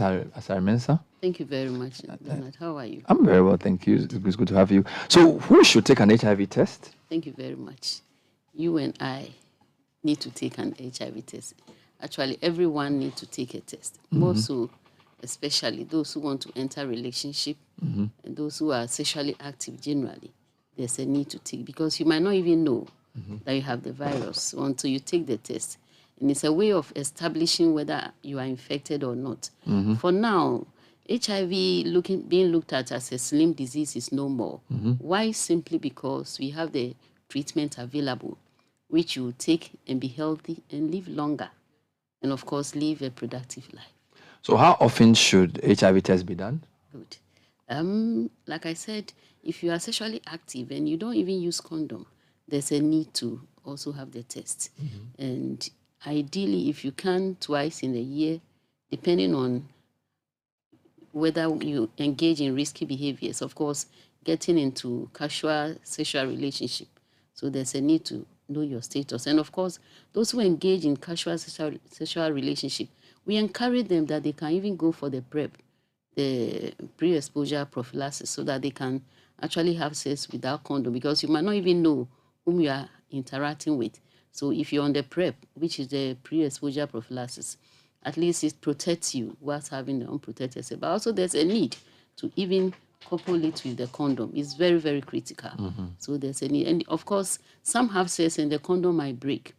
There's a likelihood that they will have an exposure. Even if you incur that danger, you can also go for the post-exposure prophylaxis, which we call the PEP. I see. Now, what happens during the testing and counseling sessions? Very good. Thank you. Of course, when you are going for testing actually, we have two. We have the provider-initiated testing, where the provider who is providing the care offers the test. Or a client may walk into a facility and want to establish whether he or she is positive. So the client-initiated one. So what goes through, we normally take them through pre-test information given. Of course, they must appreciate what HIV is and what the test is and what is likely to be the outcome, whether it's negative or positive. And of course, our tests we conduct, the first one is not conclusive. Even if you react, there's a need to conclude by confirming the test in the health facility. Currently, people are using the self-test, and of course, they are encouraged to also go to the facility to confirm the test. So we take them through all this pre-test information, and after the test is done, we tell them this is your result. And then if you need help, we refer you to the nearest health facility you can obtain the care. Yeah. Is it possible to have a false positive test result? Thank you. It is. Why? Because it depends on where the kits are kept. So it's likely you may have a false positive. And normally people with TB are likely to have a reaction when they do the test. So there's a need to actually establish the test again. Or the time of reading the test probably was too early. You read the test, so it's likely you might have a false positive as a result. There could be other disease condition which actually have not been established. But with all this, in order to have a conclusive test, we actually encourage you to go for a repeat test so that we can conclude. And also, some people will have a false positive because they were afraid, they didn't even wait to have the test run for them. They themselves went in. So we encourage. It's normally good to have an assisted test where a healthcare provider will assist you because of their background, their capacity have been built to take you through the test. And the test that you must use in taking the test must not expire. Yes, it should be a test within the limit of using it, the period that it's been manufactured. So there's a need to have all these in mind before taking the test. Yeah. This is the Citi Breakfast Show. We're speaking on HIV AIDS questions. It's our regular segment. My guest is Mrs. Edith Asare-Mensah, who is a public health nurse. And today we're focusing on HIV testing. Now, let's talk about having a negative HIV test result and still be carrying the virus. Is that also possible? Yeah, it is. It is because we have a period called the window period. And of course, if I had an exposure today and immediately I got the infection and go to a facility to run the test and I've been infected, I may even show negative until I become a period we call seroconverted, where enough antibodies are produced to be picked when the test is repeated again. So it's likely.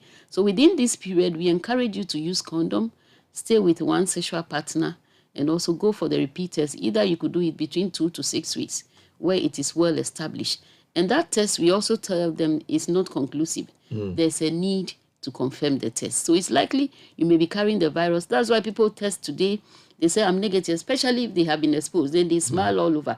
But the next time they go, they test positive. And that is the issue. So we need to appreciate these periods we are in, so that at least when you go for the test, you must do things right for yourself. So, but how can one be sure that the positive HIV test result is right? Thank you. So that's why we call for the confirmatory test. So the first test actually doesn't really pick the test that it tells you enough antibodies are produced. But in order to conclude, for the test we run in Ghana, we run serial testing. Currently, we are running 3 tests where we are exposed to pricking, and also you take the test, and then within 15 to 20 minutes, the test is read, and your result is told you. But we even if you react, so the first test is a reaction. It's not conclusive, being positive. So we go through the second test, and then we run the third one where we establish that you are really positive. So don't rush after the first test, run away and say, oh, they say I'm positive. It's likely you may not be positive. So there's a need to go for a conclusive test. And then currently there have been some test kits around on self-test where people run. We encourage them, if you need help, get to the nearest health facility, speak to your healthcare provider to run you through some counseling. And of course, you appreciate. And if you test positive, please, I'm encouraging that if you test positive, don't leave it there. Don't be going around telling about where someone told you, oh, it's someone, it's a bewitchment, it's witchcraft and all those things. Please, go for the test. Taking antiretroviral is not something that anyone should fear. So because it's a treatment that is provided. Gone were those days when we started testing for HIV. We didn't have any medication. People were daring to have the medication. Currently, once you test and you are positive, you'll be put on antiretroviral. You take it and you do your normal things like any other person. Of course, it's like being on hypertensive drugs or diabetes drugs, and you go about your duties very well. So I'm encouraging, if you ever tested and you are told you are reactive or positive, go back for a conclusive test and then immediately start your medication. The medications are free. You'll be offered. Don't feel shy. Days of stigma should be a thing of the past. Yes. So you've done the test. You have your result. What happens after? Good. You are taken through a post-test counseling to explain to you what the test result means, either positive or negative, and what happens when the virus remains in your body if you are positive. The fact that at a point in time, your immune system will give up. And that is where you have other conditions we call the opportunistic infections. Setting in, and today you are sick, tomorrow you are not well, and it calls for people to ask questions. But to avoid all these questions, I would encourage people who have reacted, go for the confirmatory test, start your ARV, because now as soon as you become positive, you are started on medication, ruling out other physiological conditions, so that at least you can be on the medication. Than avoiding the medication, people begin to ask what is wrong with you, and then they tell stories around it. So it's best going for the test. If you are positive, go for medication. If you are even negative, you are also taking through counseling, preventive counseling, where you encourage to use condom if you want to have sex with someone you don't know the status. And it's very, very important to note these key things. Yeah. Where can we get more information about all of this? Thank you very much. I think when you go on the internet, there's a lot. Ghana AIDS Commission and National AIDS Control Program has a lot of information. You can even walk into a health facility, and then if you need information, go and find out what about HIV. Currently, we are using differentiated care in HIV, where all facilities are providing HIV. Gone were those days when you are asked to go to this point. But in a health facility, at any unit, you are offered the testing. Even if you go for an eye screening and you want to have your status known, you can establish your status there. Wonderful. So it is free. Thank you very much for coming on this week, Mrs. Edith Asari-Mensah, public health nurse. We're discussing HIV AIDS. This week we're focused on testing. Take the test, make sure you have the right result, seek counseling, seek help. It's not a death sentence. There's a lot you can do knowing your status, because with HIV, as with every other thing, knowledge is power. Thank you very much. We'll see you next time. This is the Citi Breakfast Show, the city's biggest conversation. Fine, anyone can become a house owner. Oh, wow. Yeah, anyone. Whether market woman, student, professional, even fisherman or cobbler. YouGoFlip, a real estate gaming platform that allows you to play and stand the chance of winning a house, cash, or other prizes, such as savings towards a house. Simple and easy to play. Visit www.yougoflip.com. Buy a ticket to enter the game. Wait for the end of the game to enjoy the win. Anyone can win. Contact us on 0555222490. YouGoFlip. This advertisement has been vetted and approved by the Gaming Commission of Ghana. Play responsibly, not for persons below 18 years, and gaming can be addictive. It does get better anytime your favorite shop, Malcolm, says it's there for you and got you covered with all your daily need items. Continue shopping on products ranging from groceries, stationery, electronics, homeware, kitchenware, furniture, home decor, electricals, and many more at low prices. Terms and conditions apply. Malcolm, where Ghana shops. We're back with school. We're here now. We're box and they were back at Shopping for all your school needs made easier with Prospectus Ghana. We have it all, from mattresses, trunks, choboks, brooms, cutlasses, hose, and more. Just bring along your list and we will deliver. Call us on 050-600-607. Locate us on the Graphic Road opposite Toyota Ghana. You can order online at www.prospectusghana.com.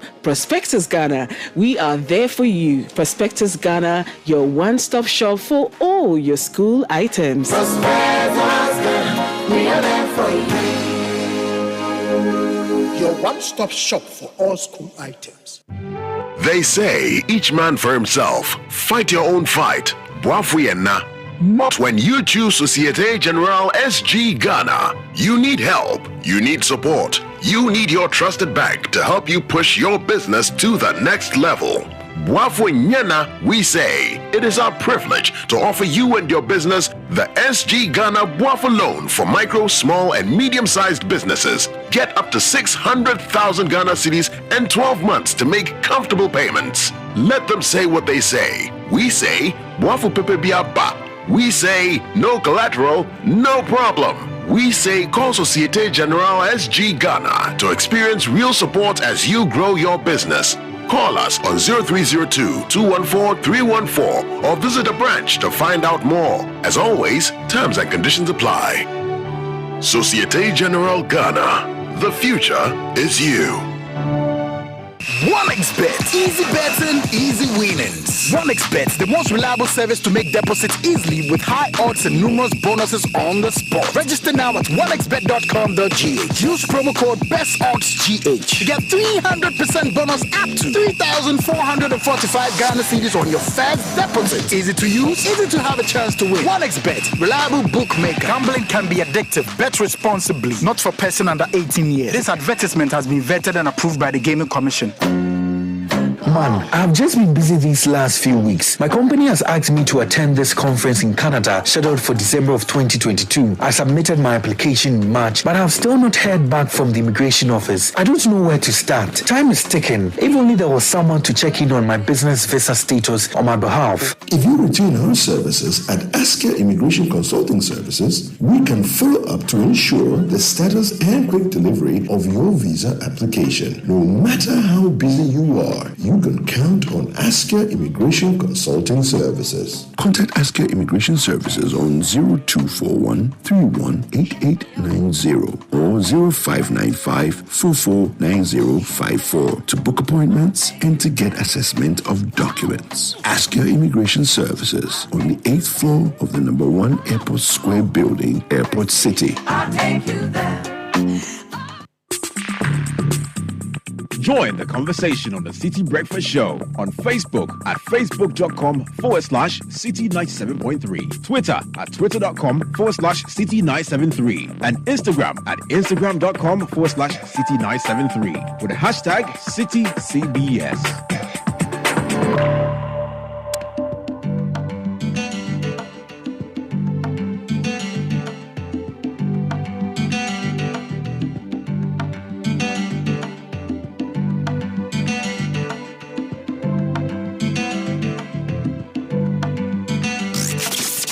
The power of relevant radio.